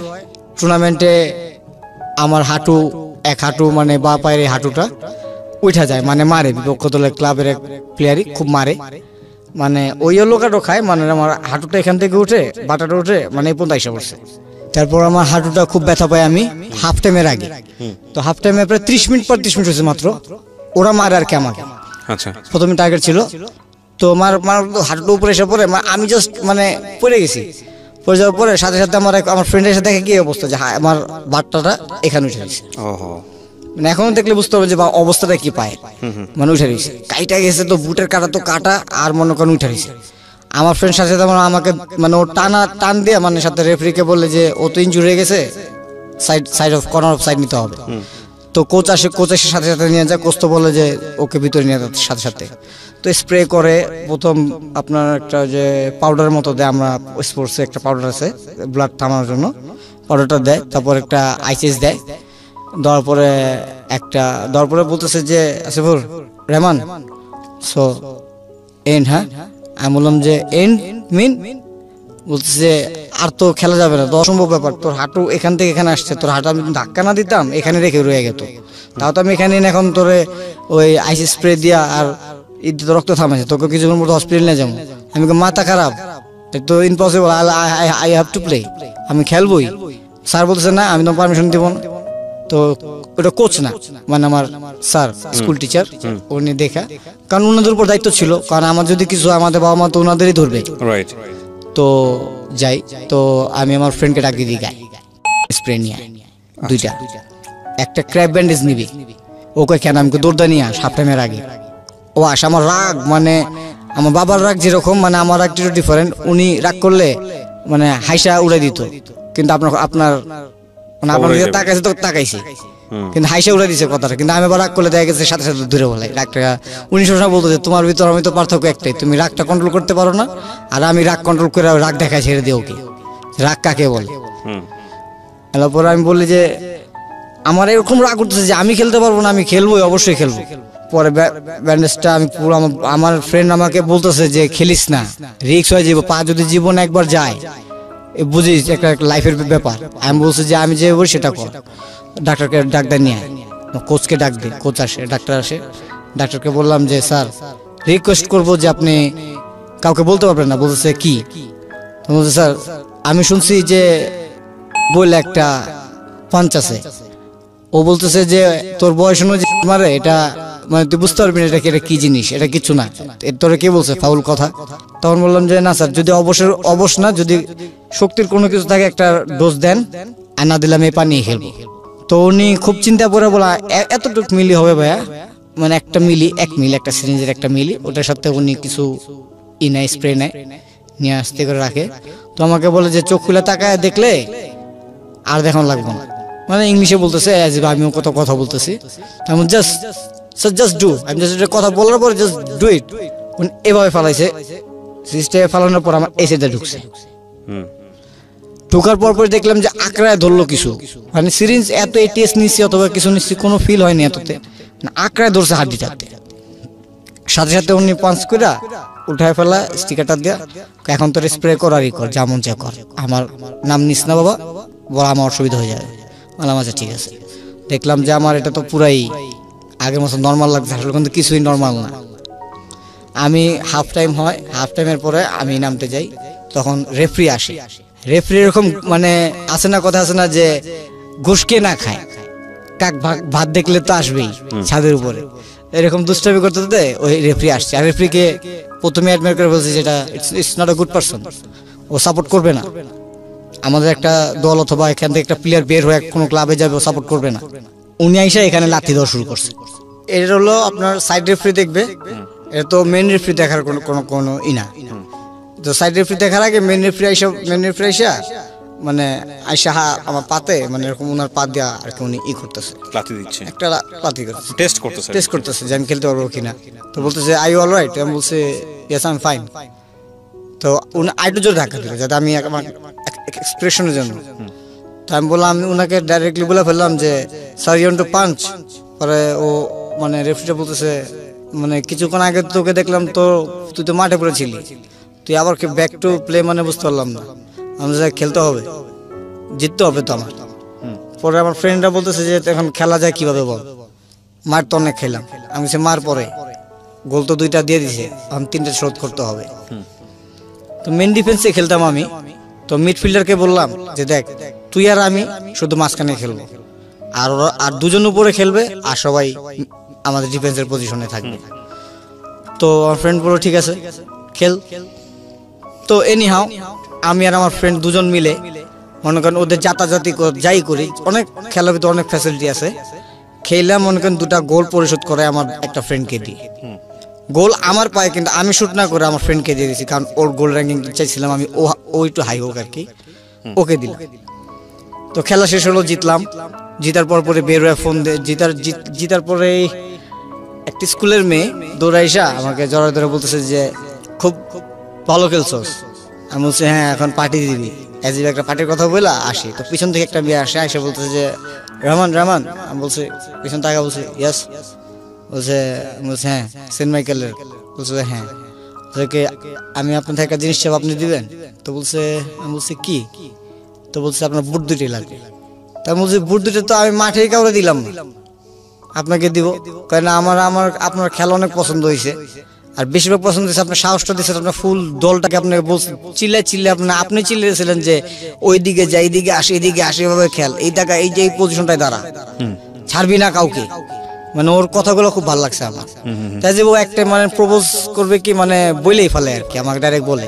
আমি বললাম যে হোয়াটস ইউর নেম, মানে ইংলিশে। ওই মেয়েটা ও কি স্কুলেই ছিল, আপনার স্কুলেই ছিল? আপনি তখন কোন ক্লাসে? তখন ক্লাস 9, ম্যাট্রিক দিই। ওকে। তো বললাম যে you're from Saint Michael right? বলতে হ্যাঁ আমি সেন্ট মাইকেল। আমি কোন ক্লাস? বললো ক্লাস 8। আমি ইন 9 সে। তো বাবা আমাকে বলতেছে যে আমার টেলিফোন নাম্বারটা অথবা এইটা একটা এই বলতেছে। আমি বললাম যে আম সরি, আমার জীবনে আসলে একজন আসুক অথবা ওইটা এত কিছু least bother, let enjoy the life. আমি লাইফ এনজয় করতেছি, আমার এরকম গার্লফ্রেন্ড এরকম যাওয়া এটি দরকার নেই, ফ্রেন্ডস আছে, ঘুরতেছি খাইতেছি, ভালো লাগতেছে, লাইফ বেটার। তো আসলাম, ক্লাস 10-এ উঠলাম, ম্যাট্রিক দিলাম। ম্যাট্রিক দেওয়ার পর 3 মাস ছুটি দিল। তারপর কি হলো? বাবা বলতেছে 3 মাস ছুটি, এখন আসো, কোরবানি ঈদও পড়ছে, সব ঈদও পড়ছে, আসো। তো তখন ঠান্ডা ছিল, এক কোরবানি যা খুব ঠান্ডা যায়, রাতের বেলা বের হই। তো বাসাতে বেরোর সময় বললাম যে বাবা আজকে চলো, আজকে কে যাবে আমাদের সাথে? কয় এক কাকাকে নিয়ে নিবো না, ও আইসা বলবে না, আর তুমি আর আমি আইসা বলবো। আমাকে চলো। আমি বলি তাহলে গাড়ি নিয়ে কি? না গাড়ি থাক। আমি ভাবছি যে হতে পারে কোনো মেকানিক্যালি সমস্যা থাকতে পারে। তখন আমাদের নিজস্ব বাড়ি হয়, একটা বাড়ি করছে অলরেডি তখন, আর এফাক আরেকটা বাড়ি বুকিং দিছে ওয়ারিতে। তো ওই বছর আর কি আমি যখন ম্যাট্রিক দেই, তখন বলতেছে আচ্ছা ঠিক আছে, আমি সব জানি না, উনি একটা সারপ্রাইজ দিবে উনি আমাকে। আমি বললাম যে আচ্ছা ঠিক আছে। তো বের হলাম, বের হয়ে গাছ তুলে হাটে আসলাম। কোনো ঢাকা শহরের কোনো হাটে গরু পাই না। আচ্ছা, উঠতো পরের কথা। আর 9 বছর পরে ছেলে আসছে গরু আর কি একটা আর কি কোরবানি ঈদ করতে অথবা রোজার ঈদ করতে, রোজার ঈদ না কোরবানি ঈদ করতে 9 বছর পর। দ্যাট মিনস 18-19টা ঈদ আমার জীবন আমি করি না ফ্যামিলির সাথে। ভালো মন্দ শুনি, এখন দেখি বাসায় পোলাও রান্না করা হয়, সেমাই রান্না করা হয়, আর ওখানে সব ছিল না। একটা স্যান্ডউইচ দিত, একটা বার্গার দিত, আপনার সিচুয়েশনের কারণে এটা মেনে নিতে হয়েছে, কিছু করার নাই। হ্যাঁ। তারপরে বললো আমাকে যে গরু টরু নাই, 10টা ছাগল নিয়ে নি, রাগের মাথায় বলতেছে, 2টা মহিষ নিয়ে নি, রাগের মাথায় বলতেছে। তো ফট করে আমি যাবো ভিতরে ঢুকি, তো ভিতরে ঢুকে একটা গরু, প্রথমেই উনি গরুটা দেখছে, লম্বা চড়া, খুব অনেক বড় গরুটা ছিল, আমাদের লাস্ট কোরবানি এটা। আচ্ছা। তো অনেক বড় গরু এটা। তো গরুটা দেখা উনি প্রথম ব্যাপারীর কাছে গেল, কি জানি বললো, আমি জানিও না। তা আমাকে বললো, আর কাকাকে বললো এখানে দাঁড়া। আর কাকারে বলে গেল যে একটা সিস্টেম বললো যে রশিটা ধরে দাঁড়াবে, গরু যেমন কথা নাই, আমি আসতেছি। তো উনি জানি না কোথা থেকে ভিতর থেকে আবার আসলো, আইসাই ব্যাপারীকে বলতেছে যে কাকা একটু বয়স্ক ছিল, মুরব্বী ছিল, বললো যে আমার ছেলে প্রথম 9 বছর পর আজকে 18-19টা ঈদ করে নাই, উঠো দিছি, তো আমরা এখানে কিছুই পাইতেছি না। গরুটা না আপনি বলেন, দেখি দাম তো আপনি বলেন। তো কাকা একটা দাম কি বলে না বললে বাবার সাথে কথা হয়। তো বাবা এক চান্সে ওই কাকাকে বললে এই দড়িটা হাতে নেই, মানে হাতে নেওয়া মানে হয়ে গেছে, হাতে নেই খুল। তো উনি রাখাল কি আদর, উনি গরুটা হাতে নিয়েছে, আর আমি তো আবু বলতেছে হয়েছে, এটা পছন্দ হয়েছে, আমি সব এটাই নিয়ে নিলা। তা আমি তাও খুশি। তো বলছে হ্যাঁ নীল চলো। তো উনি টাকা দিল, যে টাকা দেয় হাসিল করে টাকা দিল। তো কাকাকে বলো যে গাড়ি নিয়ে আস অথবা হাইটা নিয়ে আস, যেভাবে নিয়ে আসলে গরু নিয়ে আস, আমরা চলে যাই। তো একটা ট্যাক্সি ক্যাব নেই। ট্যাক্সি ক্যাব নিয়ে বাসায় আসি, ভোরবেলা গরু পৌঁছাই। তো ভোরবেলা আমার বাবা সভাপতি ছিল মসজিদে, আর পারিবারিকভাবে সবসময় আমরা ঈদের পরের দিন কোরবানি দিই। আচ্ছা, এটা আমার দাদার আমল থেকেই ঈদের পরের দিন গরু কোরবানি দেওয়া হলো। তো আমি বললাম 10 দিন থেকেও বললাম যে বাবা আর ভালো লাগে না, আমার আর থাকতে ভালো লাগতেছে না এখানে। মানে ওইখানে ছিল মাইনাস অথবা এরকম ডিগ্রিতে, আর গরমে ঢাকায় এসে ভালো লাগে না। আসলেই জ্বর এসে পড়ে, আসলেই এরকম মাথা ব্যথা করতেছে, আসলেই কিরকম লাগতেছে। তো বাবা হটকে বলতেছে, আইসা এসে বলতেছে তোমার এবার আমি আরেকটা জায়গায় পাঠাবো। তাই বললাম কই, মালয়েশিয়া না কোথায়? তো বলছে খেলোস তো ভালো, তো স্যার বললো তোর চাচা যেহেতু আজকে ইটালিতে আছে, আমি ওর সাথে কথা বলে দেখি। তা আমি বললাম ছোট কাকাকে বলবা? বলছে ওরে বলি, তুই যা, তারপর না দেখ মনে আমি আরেকজনের কাছে, নিজের লোক থাকে আরেকজনের কাছে বলবো কেন আমি? তো আমার ছোট কাকা এরকম জীবনে ট্র্যাজেডি, ফার্স্ট ট্র্যাজেডি এরকম। তাবু হঠাৎ করে ফোন দেখা বলে যে শান্ত খেললে ভালো, আর মালয়েশিয়ার দেশটা আমার কাছে খুব ভালো লাগে না, আমি শুনছি আমার কাছে ভালো লাগেনি, নেশাগ্রস্ত অথবা এরকম বিক্রি টিক্রি হয় উনি বলে। তারপর বলার পরে কয় ওকে যদি পারোস তাহলে ইটালিতে নিয়ে যা, তুই স্পন্সর করতে যেভাবে পারোস আমাকে বল, আমি প্রসেস করি এখান থেকে, ওকে আমি পাঠাই, সব খরচ এখান থেকে আমি পাঠাবো। ওকে শুধু যে কোনো রাখবি, পড়াশোনা করলে করবো, আর খেললে খেলবো, আর কাজ করলে কাজ করবো, ওর যেভাবে লাইফ ইচ্ছে ব্যবহার করে নেবে। তখন কাকা বলে যে ভাই আসলে সমস্যা আছে। প্রথম বলে যে একটা বিল আটকে রয়েছে আমার, আর্জেন্টলি তুই যদি পারোস তাহলে 500 লাখ টাকা দিই, মাত্র 500 লাখ টাকা। এবং কি আমি ঘরে দেখতাম যে ঘরে সুটকেসে টাকা আনতো, নাহলে চালের বস্তাতে টাকা আনতো। কে আপনার বাবা? আমি এটা ছোটবেলা থেকে দেখে অবস্থা, মানে টাকা প্রতি কোনো লোভ নাই, দেখে অবস্থা। এমন রাতে আসছে, শুয়ে রয়েছি, উঠো, আমি বলতে ছুটিতেছো কেন? উঠো, দরকার আছে, উঠো, এই সাউন্ড উঠ। উঠছে, কিসে? এই তুমি কিছু আনছো? আনছি। কি কমলা টমলা, আঙ্গুর টাঙ্গুর আনছি, সব আনছি। একটা কম্বল নিয়ে এসছি সুন্দর, কম্বল না ঘুমো। আমাকে গরমের দিনে কম্বল খুল না বাবা, মানে খুলছি জাস্ট, কিভাবে বিশ্বাস করবে না, আমি জাস্ট কম্বলের চেনটা দিয়ে কম্বল, এখনো কম্বলটা আমার ছোট ভাই ঘুমায়, আমি খুলছি। তখন আমার বিশেষণ এখানে 65 লাখ টাকা রাখা ক্যাশ, আর প্রায় কত মানে কন্ট্যাক্টটা ছিল প্রায় 7 কোটি 8 কোটি টাকার উপর। ওই টাকা উনি আর কি রেখে আসছে আরেক জায়গায়। এটা আমাদের সেলফ ডিফেন্সের জন্য 2 লোক নিয়ে আসছে, সাথে চলতো যারা। যে উনি বলতেছে আমার তো ডর নাই, ডর হলো তো গনিয়া, আমার কি? তো একদিন ফট করে আমাদের যখন লাস্ট গাড়িটা হয়, তখন ফট করে আমি একদিন বললাম যে ট্রাই করি, গ্যারেজ থেকে ট্রাই করি। তো সিএমবিতে আর কি ওখানে যাই, তো ট্রাই করি। তো আমি যখন ঢুকছি, তো দারুণ বলছে স্যার বাবা কেমন আছিস তুই, অনেক ছোট থেকে বড় হয়েছিস তুই, তোর অনেক বছর পর দেখলাম, কাকা মানুষ তুই করে বলতেই পারে। তাই বলছে কাকা আপনি কেমন আছেন, আপনাকে তো চিনতে পারলাম না। ছোটবেলায় কম কোলে বসে কম আমার সাথে ঘুরোস নেই তুই এখানে। এরপরে বললাম যে কাকা ওই আমি গাড়ি চালাবো, আর কেমন ঢাকা ভাষা বলতো গাড়ি চালাবো। ওরা বলতেছে যে গাড়ি চালাবি তুই, চাবি, আমাকে চাবি নিয়ে আসছি না। তো উনি করছি কি, অফিস থেকে বাসায় ফোন দিচ্ছে যে শান্ত গাড়ি চাবি নিয়ে আসছে, আর ধরছে আম্মু, মানে ডেবল, মানে আম্মু ধরছে ফোন, আম্মু ফোন ধরছে যে ভাবি ওই শান্ত গাড়ির চাবি নিয়ে আসছে, আর এখন গাড়ি তো ওই যে উপরের খুলতেছে, মানে কভার খুলতেছে। তা আম্মু বলতেছে ওর স্টপ করেন, বলেন যে ওর বাবা আসতেছে। তো এটাতে আবার একটু ভুল ছিল, উনি এসে বলে কি যে তোমার বাবা আসতেছে, বাবা এসে তোমার নদীর উপরে ঘুরে নিয়ে আসবো বলছে। তো আমি তাহলে কোনো ব্যাপার হলো না, আমি গাড়ি নিয়ে ব্রিজের উপর রাখি, আপনি একটু গেটটা খুলে দেন। তো না, আবার ফোন দিতে যাওয়ার সময় করছি আমি এতক্ষণ তো গাড়ি ওপেন করে লক করছি, লক খোলার পরে গাড়ি গিয়ারে ছিল, আমি তোর ফলো করিনি। ড্রাইভার এগিয়ে যাবে একটা পজিশনে, যে পজিশনে চালায়, তো ফলো করি নাই। তো গাড়িটা যখনই আমি খালি শুধু স্টার্ট দেখছি, এটা পাড়া দিছি, ব্যাক সাইড নাই, মানে ব্যাক ডালা, গ্লাস, বাম্পার টাম্পার কিছু না। আমি তো চোট পায়া, মানে কপালের ভিতর ব্যথা পাইছি, নাকে ব্যথা পাইছি। পরে বেরোছি গাড়ি থেকে, আর ওই কাকা সাথে সাথে আমার গাড়ি থেকে গাড়ির চাকা ঘুরতেই আছে, মানে আমি তো আর বুঝি না অত কিছু, ঘুরতে আছে। তো ভাঙছে গেছে, আমার ছোট কাকা, আমার সেজো কাকা আসছে, আইসা উনি গাড়ি স্টপ করছে, উনি দেখা বলতেছে যে তোর বাবাই বিগড়ে গেছে। বলতো এই বাসকা দাঁড়া, তখন আপনি ক্লাস 9 এ? তখন আমি ক্লাস 9। তোরে তোর বাবা বিগড়াইতে আছে, এই দেশে থাকলে তুই তো আরো বিগড়াইতি, তোর দেশের বাইরে রেখে আরো বিগড়াইতে আছে। তোর বললাম যে ওর কাকা বলছে বলুক গা। আসছি, আসার পরে বাবার আসতে করে ঢুকতেছি বাসায়, তো বাবা ঘুমের থেকে বলতেছে কয়েকটা অন্যায় করছো, সন্ধ্যাবেলা কিন্তু তুমি থাইকো। তা আমি বললাম অন্যায় করছি, গাড়ি ভাঙছি, এটাই অন্যায় হবে? তো যা কি হবে আর। তো আমি বসলাম, তো বিকাল হইলো, উনি ঘুমে থেকে উঠলো, আর ওনার ঘুমার একটা টাইম ছিল, ভাত খেয়ে একটু ঘুমাবে 1 ঘন্টা, ঘুমে থেকে উঠবে। তারপরে দুপুরে ঘুম মিস দিত না, তো উঠছে, উঠার পরে দেখলাম কি শার্ট প্যান্ট সব পরলো, চা খালো। তো আমি ড্রয়িং রুমে বসে রয়েছি, তো উনি পিছন থেকে এসে আমার ঘেটিটা ধরছে।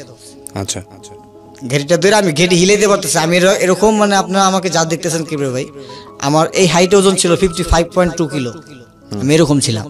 তারপরে আমি ভাবলাম ঘেটিটা ধরছে, মানে আমি শক্তি, আমার শক্তিতে আমি কুলাইতে পারতেছি না ঘেটি সরানোর জন্য। যেখানে খেলার ময়দানে আমাকে দেখলে দেখা গেছে 3-4 জন অটোমেটিক সামনে আসবো না, যে নীল মাইরা বসে। তো উনি ধৈর্য নিয়ে আমাকে মাঝখানের রুমে নেয়, তখন আমি বলে কি করতেছো। তো সাথে সাথে উনি আমাকে ঘরের ভিতর পুশ করে দিয়া রুম লক করে দেয় অন্যের ভিতরে। উনি আমার কাঁধের উপর পা রাখে, আমার যেভাবে রাখে, তখন বোঝে মানুষের শক্তি, যে যারা বেশি ভালোবাসে তার প্রতি অত একটি হইলে কিরকম হয়। টেবিলের উপর কিভাবে হাত দুটা রাখলো আমার এভাবে, আমার এই আঙ্গুল দুটা এখনো ব্যথা করে। উনি পুতাটা ছেচ্ছে, এই গাড়ির কারণে শুধু না, উনি পুতাটা ছেচ্ছে, মানে যে আমরা পাটা পুতা করি না, উনি পুতাটা ছেচ্ছে। আমি শুধু একবার চিখে দিছি, এরপর চিখে দিয়েছি না যে কি করতেছে উনি, যেমন ছেচতেছে। পরে আমার এক কাকা আছে, আব্বুর সাথে সবসময় থাকতো, উনি গেট একদম এমন ভাবে ধাক্কা দিয়েছে, উপরের লকটা ভেঙে গেছে, উনি ভেঙেই ঢুকছে, ঢুকি আব্বুকে জড়ায় ধরে বাইরে গেছে। পরে একটু ঠান্ডা মান্ডা করে, পরে রাতের বেলা আব্বু আসে, আসার পর অনেক দেরি করে আসে, আসার পরে এলা পরে মা বলতেছে এইভাবে মারে, ডাক্তার দেখাই নিয়ে আসলাম আর কি, আমার আঙ্কেলই ডাক্তার, বলতেছে দেখাই নিয়ে আসলাম, বললো জীবনে হাড্ডি সোজা তো হয়ে গেছে, মানে ব্যথাটা থাকবে, এজিবর ব্যথা হবে।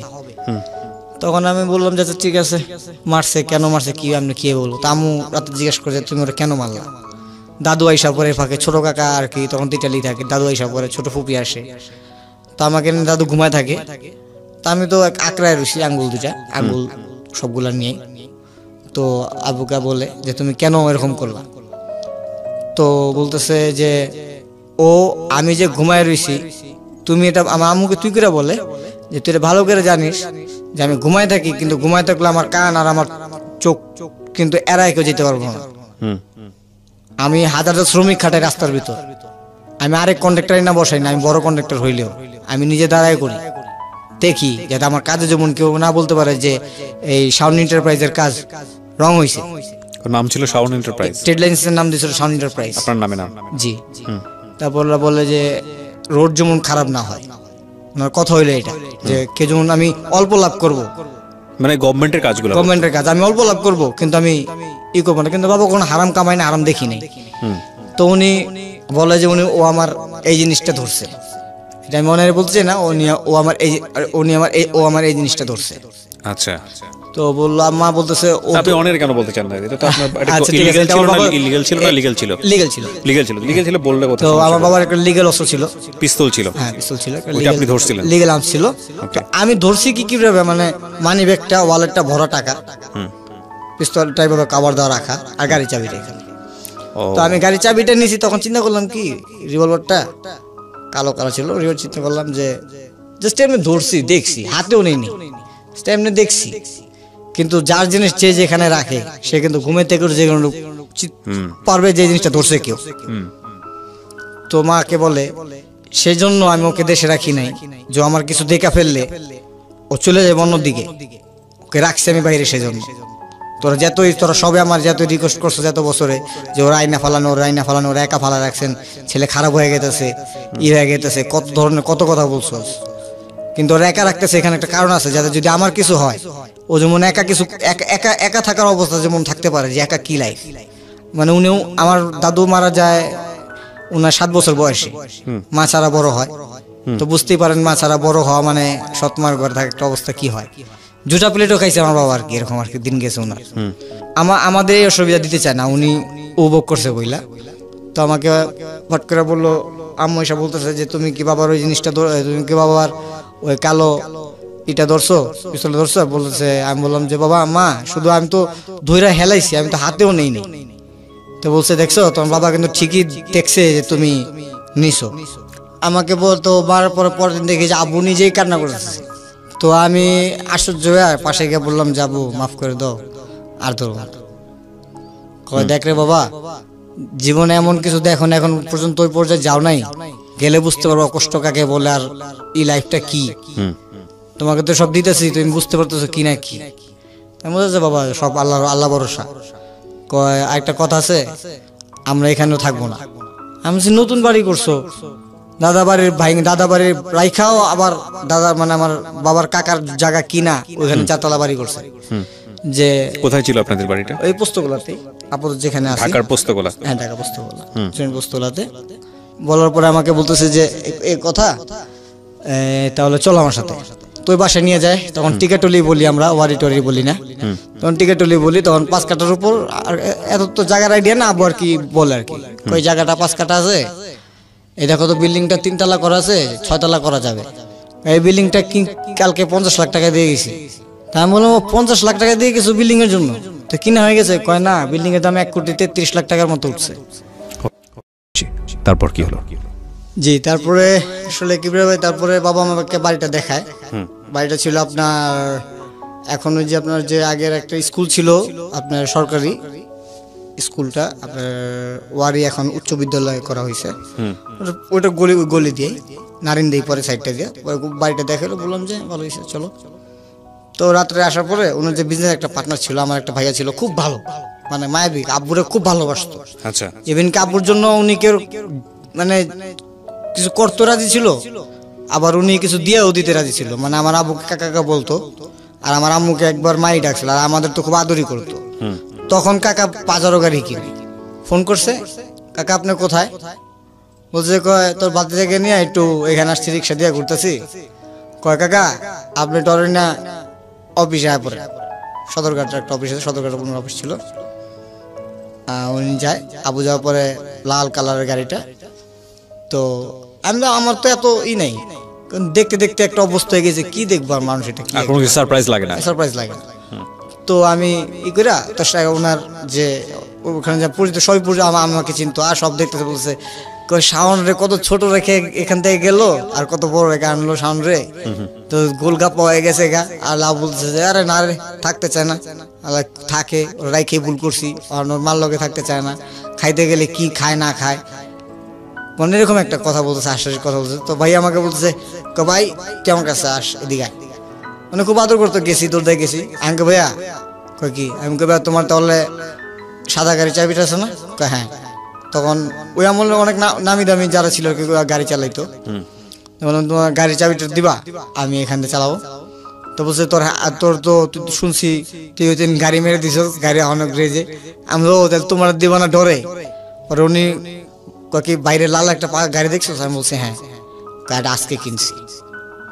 আমি আজকে কিনছো তাহলে তো বলে কয় কি, মানে বলতেছে যে তোর কি পছন্দ? আমি কে না তোর এই, আমি দূর আমার পছন্দ হয়েছে আরেকটা, আমি আব্বুকে দেখাবো পরে। মানে একটা দেখছিলাম গাড়ি খুব পছন্দ, ওই গাড়িটা এখন খুব অ্যাডমায়ার করি কিনার মানে ছিল। পরে বলার পরে বলতেছে যে আচ্ছা ঠিক আছে যা। ওরা আব্বুটাকে আরেকজনের সাথে কথা বলতেছে, ব্যবসায়ী আলাপ করতেছে। তা আব্বুর ফাট করে বলতেছে কাকা আপনি ব্যবসায় চিন্তা বাদ দেন, রাত্র হয়ে গেছে, খাওয়া দাওয়া করবো আগে চলেন।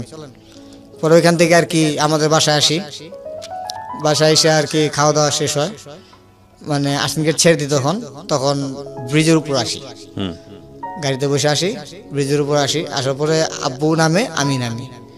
তো উনি খুব ড্রিঙ্কে ছিল, হেভি ড্রিঙ্ক করছিল মানে। তো আব্বু বলতেছে যে ভাতিজা ড্রাইভারকে উনি ওইখান থেকে তাড়াইতেছে। তো ড্রাইভারের বাবা বলতেছে না থাক, মানে অ্যাজ ইফ ওর যদি কিছু দুর্ঘটনা ঘটে। তো ভাইয়া বলতেছে কিচ্ছু হবে না কাকা। আর কাকা শুনেন, ওই আপনি যে জায়গাটা কিনছেন আমার লোকে তো বেচ চালাইছি। ওর আব্বা বলতেছে তুই আমার জানিলি না? আচ্ছা থাক, বিশ্বাসের উপর তো বিশ্বাস, কাগজ কলম কিছুই নেই, বিশ্বাসের উপর বিশ্বাস। যা তোর লোক এত কোটি টাকা এত টাকা লেনদেন করছি, আমি এই রোড বানাইছি, কেউ আমার ঠেকাই দিছে, তুই আগে গেছিস যে ওই লোকের ঠেকাইতে যে কার রোডের কাজ ঠেকাস। তো বলতেছে তোর থেকে আমি কি ই করুম নাকি, কিন্তু এমন কয় কি না এখানে লাভ আছে একটা, মানে উনি আমার সামনে বলতেছে কয় কি আমার ভাইটারে আমি এই গাড়িটা একটা গাড়ি কিনে দেবো, তোমার একটা নতুন গাড়ি কিনতে হইব, এটা বাদ দাও, গ্যারেজে থাও, নতুন গাড়ি কিনবা কালকা, আর বিল্ডিং এর ফুল টাকা কালকে অ্যাডভান্স কালকে দিয়ে দিবা, 80 লাখ টাকা কালকে নিয়ে আমি যাবে। বিল্ডিং এর ব্যাপারটা বুঝি নাই, মানে কি বিক্রি করে দিয়েছে উনি বা কি হয়েছে আপনার কাকার সঙ্গে ওনার কথোপকথন, বা আমার গাড়ি কিনে দিতে চাচ্ছে, মানে আমি আমার কাছে খুব ও আচ্ছা ঠিক আছে, না কথাটা হলো যে উনি গাড়ি থেকে আমাদের ব্রিজে আসি আমরা, উনি নতুন গাড়িতে চড়ে। তো উনি আপনাদের কি বিক্রি করে দিয়েছে যেটা বলছিলেন? না আমাদের জমি কিনছিল বাবা 25 কাঠা, আচ্ছা, সেটা বিক্রি করে দিয়েছে। আর কি ওনার জমির সাথে একসাথে কিনছিল, 100 কাঠা কিনছিল একসাথে, 100 বেশি আর কি কিনছিল। আচ্ছা, 4-5 জন ছিল পার্টনার আর কি। তো আবু কখনো কাগজে কলমে আর কি ভাইয়ের সাথে কখনো লেনদেন করেনি। ও ওইটা আলটিমেটলি আপনার বাবার নামে কাগজে কলমে লেখে না নেয়? ওনার নামে ছিল, পুরোটাই ওনার নামে ছিল। ওনার নামে ছিল। তো ভাইয়া বলতেছে কাকা জায়গা তো বিক্রি করে ফেলছি। কয় জায়গা বিক্রি করে ফেলছো? কয় তাহলে? কয় জায়গা বিক্রি করছি, এখন তুমি দিছো, মানে বলতে এবার বলছে যে তুমি দিছো কত ওই লোকের, কোনো সমস্যা নেই তো? কিনা কোনো সমস্যা না, 50 লাখ দিয়ে দিছি, লোকটা তো ভালোই ব্যবহার করছে, লোকটা তো কোনো কিছু বলে নাই। আমি শুনি না, মানে এরকম আমার সামনে আমি আব্বা হাত ধরে রাখছে আমাকে, কয় তাহলে কাজ করি, কালকে বাকি 80 লাখ টাকা তুমি আমার তুলে যাও, 80 লাখ নিয়ে ব্যাটা যদি ফুল পেমেন্ট দাও তো ফুল পেমেন্ট দাও, আর না দিলে একটা গাড়িও কিনো আর ওই বাসায় উঠে যাও, এই এলাকা ছাড়ো, তাহলে ছেলে একটা অথবা মানুষ এখানকার ভালো লাগে না। ভাই যেহেতু ছেলে কিনে তো আগে গেছো, আইসা যদি চলে গেছো চলে যাও। তাও আবু আইসা বলে কি যে যা তো সকালে কিন্তু টাকা দিস, আর তাহলে একসাথে যা মনে তোর বাইরে তাহলে রাখে আরো 2-3 দিন। তা আমি তো আরো এক্সাইটেড হলাম যে সকালে তো আসবে ভাইয়া, আবার নতুন গাড়ি, আবার আমাদের একটা হবে, আমাদের নতুন বাড়ি হবে, আমরা এরকম একটা সোসাইটিতে চলে যাব।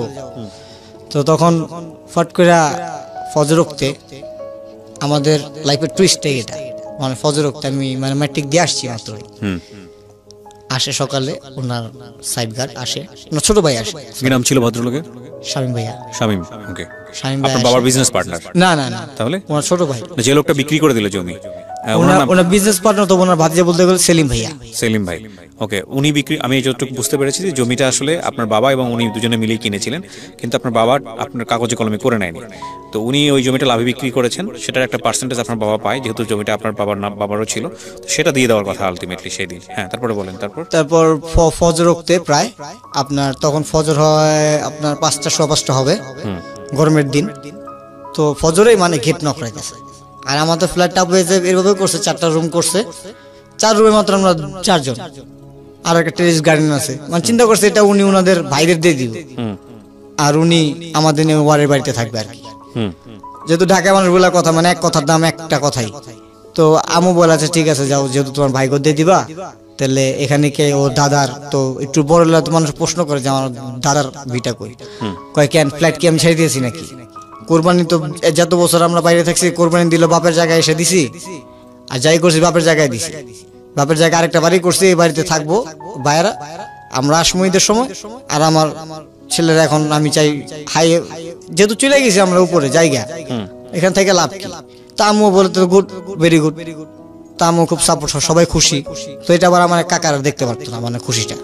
কাকাদেরও কিন্তু টাকা ইনকাম তখন ছিল, কিন্তু আবু কখনো খারাপ কিছু দেখলেই কাকাদের ধমক দিত, যে ওনার মানিজ্য নিয়ে টানাটানি করলে ওনার সহ্য হতো না, যদি আমার নাম বিক্রি করে খাইবো, অথবা অমুক জনের ভাই একজনের মাইরে থেকে গেছে, আরেকজনের এসে আমার কমপ্লেন দিব, আমি কমপ্লেন জিনিসটা চাই না। উনি আমাকে সবসময় বলতো যে যাই করো জীবনে, তোমার নাম নিয়ে যেমন কোনো একটা খারাপ বিষয় আমার কাছে না আসে। আসলাম ফজর ওয়াক্তে উঠে, তা আমি তখন ঘুম ভাঙে না, তো ওই ওনার ছোট ভাই আসে, আইসা হাঁটু ভাঙা বসে পড়ে। আমি ঘুমেতে উঠে দেখছি হাঁটু ভাঙা, আবুও বসে পড়ছে মানে বিছানা, আমি দেখতেছি, আর আম্মু তো একটু কান্না করতেছে, ছোট ভাইটা তখন ছোট, কান্না করতেছে। তো আমি বলতেছি স্বামী ভাই কি হয়েছে, আসছে তো সকাল, তুমি কান্নাতেছো কেন, আপনি কান্নাতেছেন কেন? তখন কিছু তো বলতেছে না। পরে আব্বু একটু ওইটা কঠোর মনে ওইটা একজনকে ফোন দিল, বলতেছে তুই কয়ে আসছিস, এখানে আছি, কয় বইটা গেছে, এটা বইটা গেছে। পরে আমি বলছি কি বইটা গেছে, কি বইটা গেছে, কি হয়েছে না হয়েছে, বলতেছে না। পরে ফট করে আবার আমু বলতেছে তোমার সেলিম ভাই মারা গেছে। যে ব্যক্তির রাত্রে 11:30, 12টা বাজে, রাত্রে 12টা বাজে আমি দেখে আসলাম, ফজর ওয়াক্তে উনি মারা যায় কিভাবে? আমি প্রথম প্রশ্নই করছি এটা, চাই 5-6 ঘন্টায় মারা গেল কিভাবে, কে মারা ফেলছে? পরে বই বলতেছে না, গাড়ি নিয়ে পুকুরে ঢুকে আছে। ও ওই গাড়িটা নিয়ে, বাজার নতুন গাড়িটা নিয়ে, আপনি প্রথম দিনের গাড়িটা নিয়ে ঢুকে গেছে। তো বাবা তো সাথে সাথে মানে বের হইছে যে ঘটনা কি আসলে, উনি রাজনীতিবিদ ছিল, ঘটনা কি আসলে। গেছে গিয়ে দেখে যে পিছনের চারজনই বেঁচে আছে, ডান দিকের লোক বেঁচে আছে, পিছনে তিনজন পর তিনজনই বেঁচে আছে, শুধু আমার ভাইয়া নেই। আচ্ছা ঠিক আছে, সেলিম মারা গেছে, কোনো অসুবিধা নেই, আমরা এটা গুছাই নিব, অসুবিধা হবে না, কোনো কারো কোনো অসুবিধা হবে না, তোমরা কেউ কোনো ঘাবড়াও না। এই কথা বলে গেল। তো 40 দিন 1 মাসের মধ্যে কারো থেকে কর্জের টাকা অথবা কিছুটা একটা মৃত ব্যক্তির বাসা থেকে কিভাবে টাকা নেওয়া যায়, যার আলমারি ভরা দেখতাম টাকা, স্টিল আলমারি হয় না, আমাদের পুরোনো টাকাতে স্টিল আলমারি ব্যবহার করা হয়, স্টিল আলমারিতে মনে করেন ভরা থাকতো টাকা।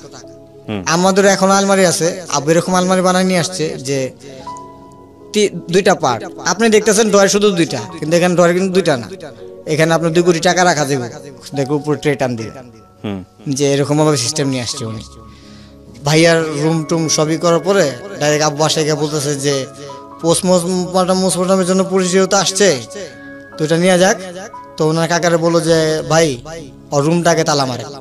তো ওনার বড় বোন যেটা ছিল উনি খুব দুষ্ট, কি মারা গেছে, থাক মারা যাওয়া ব্যক্তি ব্যাপার, খাপ বলতে নেই। তো উনি এসে বলতেছে যে কেন ওনার রুম লক করা হবে। পরে বলছে ওর রুমের ভিতর আমি না, আমার মতো অনেক মানুষ আছে যাদের অনেক কিছু রয়ে গেছে, কিন্তু আমরা কিন্তু টাকাটা ইম্পর্টেন্ট দেখতেছি না, ওর রুম থেকে যেমন কিছু না হারা। তো ওনার বোন না আসে নেই, ঠিক আছে যা, শুনবি না, তোগো বাড়ি তোগো ভাই, মানে একটা অপমান লজ্জিত করে দেয় সবাইকে। সবাই বলে যে কাকা চলে আসেন, ভাই চলে আসেন। তারপর ডিপ্রেস হয়ে আইসা পড়ে। দেখেন একটা লোক রাত্রে 1 কোটি টাকার মতো লস খেয়ে গেছে, কিন্তু কোনো চিন্তা নাই, আসছে বাসায় এসে আমার বলতেছে কবর টবর হইলো, সাহায্য হইলো, ওর জন্য খারাপ লাগতেছে, বাসা আসলে খালি ভর্তাটা ভাত খেয়ে মাংস খাইবো না, তাহলে যা দেখি কি হয়। তো এই করতে করতে টুকটাক কিছু করলো আব্বু। তো ফট করে 1.5 মাস 2 মাস পরে সবাই মিলে আব্বুকে, যারা ওই জমির পার্টনারে ছিল, সবাই বলছে ভাই আমি দিছি এত, ভাই আমি দিছি 35 লাখ, ভাই আমি দিছি এত লাখ, ভাই আমি দিছি এতটুই, ভাই আমি কাগজের কাজ করে দিছি, আপনি চলেন আমগোর সাথে, আপনার তো একটু বেশি মোটিভ। তো বলছে আচ্ছা ঠিক আছে চল। তো সবাই মিলে যখন যায় তখন ওনার বোন ডাইরেক্ট বলে দেয় যে সেলিম মানে ও মারা গেছে, ওর সাথে ওর সব বিজনেস পার্টনার, ওর সব টাকা, ওর সবকিছু মারা গেছে, ডাইরেক্ট বলে ফেলা। ওকে 10-12 জন একটা মানুষের সামনে উনি ডাইরেক্ট বলে ফেলা। তাবু তখন বল ঠিক আছে ফাইন, আমারটা লাগবে না, এখন তোরা যদি কিছু বলতে সবাই বলে দে থাক, লাগবে না কারো কিছু। তখন আসার পরে বাবা, এখন ওই লোকটা তো আমাদের বাড়িটা তো আব্বু একটা জবানের কথা দিয়ে বলে আসছে। তো বাবা বলে যে আবার আরেকটা কন্ট্রাক্ট সামনে এসে পড়ছে, যে 2টা কাগজ, তো এক কাগজের কাজ তো উঠছেই, ওই টাকা তো বাড়ি কমপ্লিট করলোই, এখন কি করবে, এখন এই কাজের জন্য তো টাকা লাগবে। তো লোকের রিকোয়েস্ট করার পরেও লোকটা খুব ভদ্র ছিল, তো লোকটা পুরো টাকাটা ফেরত দেয়। এরকম বলে না যে আপনি এক জবান দিয়ে আপনার থেকে আমি 2 লাখ রাখবো 3 লাখ রাখবো, মানে ওই রকমও না। অথবা ক্ষমতাসীন যে ছিল আমার বাবা, তাও দেখা লোকটা বলে না, বলে যে আপনি নিয়ে যান বাবা, অসুবিধা নাই, আপনি নিয়ে যান। ওই টাকা দিয়ে আরেকটা কাজ নেয়। তাই আমি বললাম যে বাবা আমি চলে যাই, তাহলে যাও। এই আমার টার্নিং পয়েন্ট। আমি যাওয়ার প্রায় 2 মাস হবে, বাসা থেকে ফোন যায়। আপনি তখন ইন্ডিয়াতে? আমি ইন্ডিয়াতে। তাই আমি বললাম বাবা এই আমি কিন্তু যখন এখানে ইন্টার ফার্স্ট ইয়ার বলে আমরা ওখানে ক্লাস 11 বলতাম, বাবা ক্লাস 11-এ রেজাল্ট তো ভালো হয় নাই, আর তুমি বলছিলা বাইরে পাঠানোর জন্য। বাবা কিছু বলে না। তো যে বাবার বলতে আর ওই বাবা উত্তর দিতে দেরি করে না, সে বাবা কথা বলতেছে না কেন আমার সাথে। বললাম যে বাবা কি, বাবা বলছে যে আমি আগামী তোমার ছুটি কবে, আমি বলছি বাবা এই মে মাসের এত তারিখে। আচ্ছা ঠিক আছে আমি আসতেছি। শেষ আসলো, আইসা হোস্টেলে সবকিছু টাকা পেমেন্ট করলো, পেমেন্ট করে বললো যে এই বছর পরে তুমি দেশে চলে যাবা। তখন মনে চিন্তা করছো দেশে যাওয়ার পর মনে বাইরে পাঠাই দেবো। তো দেশে আসার পরে দিকে আমরা এই বাড়িতে দাদা বাড়িতে, আর চেঁচামেচি আমার তো ভালো লাগে না, পরিশান, আমি সারাদিনই বিরক্ত হই। তখন চিকেন পক্স হইলো, জন্ডিস হইলো। তখন আমার দাদুর একটু, আমার আর কি ছোট দাদু আর যে ছোট কাকা আমাকে প্রথম নিতে চায়নি, উনি বেশ ইনকাম করে, তো এক রাতে বাবা 36 লাখ টাকা নেই, রোড করছে ডিস্ট্রয়। কিসের ডিস্ট্রয়? মানে রোড করছে, বৃষ্টি আসছে, পিচ জ্বালাই। ও, সরকার তো আপনি সরকার থেকে টেন্ডার নিয়ে আসছে, কাজটা আপনি কমপ্লিট করবেন, সরকার সচিব আসবে, রোড দেখবে, ওখানে চেক সাইন হবে, তারপর আপনি বাংলাদেশ ব্যাংক টাকা পাবেন। হ্যাঁ, চেক পাবেন, আপনার লাভ সহ, সরকার আপনাকে লাভ দিবে, প্রফিট দিবে। ওই রাতে রেখে আসে, রাত্রে একজন রং করতে গিয়ে মিস্ত্রিও মারা গেছে, বৃষ্টিও আসছে, বৃষ্টিতে পিচ যেটালে যে পিচও পড়ে গেছে। কমসে কম একটা পিচ যদি একটা 1 কিলোমিটার রোডে দিতে যান কিবরিয়া ভাই, কমসে কম 4-5 লাখ টাকা তো এমনি রাখবে রং সহ। পিচ নতুন করে ঢালাই দিতে হবে পিচ করে। আর ছিল প্রায় 7 কিলোমিটার উপর রোড, তাও কিছু হয়নি আমার বাবা। ওকে, তারপর কি হলো? ওনার টাকার কিছু দরকার ছিল আরেকটা কাজ উঠানোর জন্য, 16 লাখ টাকা, প্রায় 25-26 লাখ টাকার দরকার ছিল কাজটা উঠানোর জন্য। মানে একটা কাজ নিবে, আরেকটা কাজ হাতে নিলে আবার দাঁড়া যাবে বলতেছে। তো কাজটা নেওয়ার জন্য কিছু ঘুষ কিছু দিতে হয় আর কিছু দিবে। তো গাড়িটা বিক্রি করে ফেলে, তখন আমি বলি আবু গাড়িটা বিক্রি করতেছো, তখন আমি বলছে তুমি চুপ থাকো না, গাড়ি বিক্রি করছে একটা হবে, চিন্তা করো না। ঠিক আছে, উনি আমাদের বুঝতেই তো না যে উনি যে কোথায় পৌঁছায় গেতেছে। আচ্ছা, উনি কোথায় পৌঁছে গেতেছেন আমাদের বুঝতে দিতেছে না। তো আস্তে আস্তে আস্তে আস্তে এই 2011-এ একদম মানে ঘরে একদিন দেখি যে হামতাম আব্বুর সাথে আম্মুর সাথে চিলেছি। তা আমি কিছু মাথা না ঘামা কম্পিউটার নিয়ে বসা লাউডলি স্পিকার দিয়ে গেম খেলতেছি। তো মা আইসা বলতেছে তুই কি খাবি না? আমি খাবো না, আব্বু খাক। আব্বু খাইছে, পরে বলতেছে যে তা আব্বু খাইবো না, আব্বু অনেক টেনশনে আছে। কি হয়েছে আম্মু? তোমার তো আর ইন্ডিয়া যাওয়া হবে না, আর তোমার পড়ালেখা মনে এখন দেশেই করতে হবে। আমি মিলবই তো না, জুলিয়াস সিজার পড়ছি ক্লাস 7-এ, আর এখানে এসে দেখবো যে অক্সফোর্ডে মাত্র ক্লাস 9-এর প্লাবন পড়তেছে জুলিয়াস সিজার। মা আমার দ্বারা হবে না। তো বলতেছে এখন কি হবে না কি হবে না আমি কিছুই বুঝি না, অনেক লস করছো, অনেক কিছু করছো, এখন তোমার আমি আর কিছু তোমার বাবা এফোর্ড করতে পারবো না। এই কথা শুনে তো বাবা আরো ফ্রাস্ট্রেটেড হয়ে যায়, মানে মার উপর খুব ক্ষিপ্ত। তো ক্ষিপ্ত পরে মানে আমি আব্বুরে বুঝাবো কি হয়েছে তুমি আমাকে বলো, বলতে তো পারো তুমি আমার, কিছু হয়নি। পরে দেখতাম কি যে বাবা আগের মতো নাই, চেঞ্জ হয়ে যাচ্ছে, অ্যাটিটিউড চেঞ্জ হয়ে যাচ্ছে, অ্যাটিটিউড চেঞ্জ হয়ে গেছে, আগের মতো নাই। যে ব্যক্তি আগে সকালে ঘুমে দিয়ে উঠতো, নাস্তা খেত, বেরোতো, দুপুরে বাসা আসতো, একটু রেস্ট, আবার সন্ধ্যাবেলা যেত, রাত্রে বাসায় ফিরে যেত। অনেক সময় রাতে যদি বাসা না ফিরে ফোন দিত যে আমি ফিরবো না আজকে। ওই তখনই দেখেছে বাবা মোবাইল নিয়েছে, 96-এর 95-এ মোবাইল নিয়েছে। ওনার ফ্রেন্ড ওনাকে জাপান থেকে প্যানাসোনিক একটা মোবাইল গিফট করছে। তখন 60 টাকা মিটার লাইন ছিল। ফট করে আমি একদিন দেখি আমাদের এখানে ফলপট্টি আছে, ফলের বাজার আছে, তো দেখি উনি বসে রয়েছে। তা আমি কে বলতেছি যে বাবা কিছু টাকা হবে? তো বলছে কি যে কত টাকা? তুমি ঘর বলতে পারলাম না, এখানে আসছো। আমি এখনই লাগবো, একটু বাইরে যাবো। কত টাকা? আমি বললাম যে হবে 3-4 হাজার টাকা হইলে হবে। যে আগের হ্যাবিটটা রয়ে গেছে, আমার একটা হ্যাবিট রয়ে গেছে আগে, যে তা না বলতেছে 3-4 হাজার টাকা। তখন উনি পকেট থেকে তখন 1,000 টাকার নোট না 2টা 500 টাকা বের করে বলছে আপাতত এটা নিয়ে যাও। আমি বলছি আপাতত নিয়ে যাবো। তাও উনি আমাকে মনে কষ্ট না দিয়া, মানে পাশে এক ফলের দোকান থেকে, ফলের দোকানদার থেকে কার থেকে, মানে উনি ঠিক আরো 2,000 টাকা নিল, নিয়ে এসে আমাকে দিল। পরে আমি নিয়ে আসলাম বসুন্ধরা সিটি আসলাম। একটা ফ্রেন্ড হইলো আর্সেন গেট থেকে, মানে আমাদের এলাকার পাশে থেকে একটা মেয়ে বন্ধু হলো। তো ও আস্তে আস্তে আমার সাথে একটু জড়াইলো, আমার একটা ব্যবহার দেখা, একটাই দেখা না। কিন্তু তখন কি আপনার বাবা কি বললো যে কি ঘটনা ঘটেছে? বাবা কেন কিছুই বলতেছে না। তো আমি আমার ওই ফ্রেন্ডকে নিয়ে একটু ঘুরি ফিরি, ওইদিকে যাই, বসুন্ধরা সিটিতে আসি, ছবি দেখি, ওকে না একটু সারাদিন সময় দিই। এই ফাঁকে আমার ফ্রেন্ড যেগুলো ছিল ওগুলো সবাই বাইরে চলে গেছে। তা আমি যেতে পারতেছি না, আমার একটা মনটা খারাপ যে আমার বাইরে, আমি ওর বাইরে চলে যাই। তখন আইসা রাত্রে বলতেছি বাবা সবাই তো একজন লন্ডন চলে গেতেছে, কে অস্ট্রেলিয়া চলে গেতেছে, এখন আমার কি করতেছ? তখন বাবার কিছু না বললা হঠাৎ খা ঘুমাতে চলে যায়। তখন আম্মু আমাকে সব ভাঙা বলে যে আমার বাবা 1 মাসের ভিতর কমসে কম 5 থেকে 6 কোটি টাকা, ক্যাশ নাই, ক্যাশ 5 থেকে 6 কোটি টাকা, এত টাকা নষ্ট হলো কিভাবে? ওই যে আপনার প্রথমে খেলো, দেখা গেছে যে ওনার একটা হ্যাবিট ছিল কি, মানে উনি একটু কাঠ খেলতো, মানে জুয়া। হ্যাঁ জুয়া কেউ একটা কাঠ খেলতো, মানে অবশ্যই ভাবো যে লোকাল না তো বা হাইফাই না, মানে লোকাল না অথবা কিছু না, মানে এক বোর্ডে এরকম দেখছি যে আমি এরকম, মানে এখন লোক বলে আর কি, যে 3 কার্ড না কি কার্ড এখন যে গেমসে খেলা হয়, জুয়ার অভ্যাস ছিল, ঠিক আছে, হ্যাঁ এই অভ্যাসটা ছিল আমার বাবার।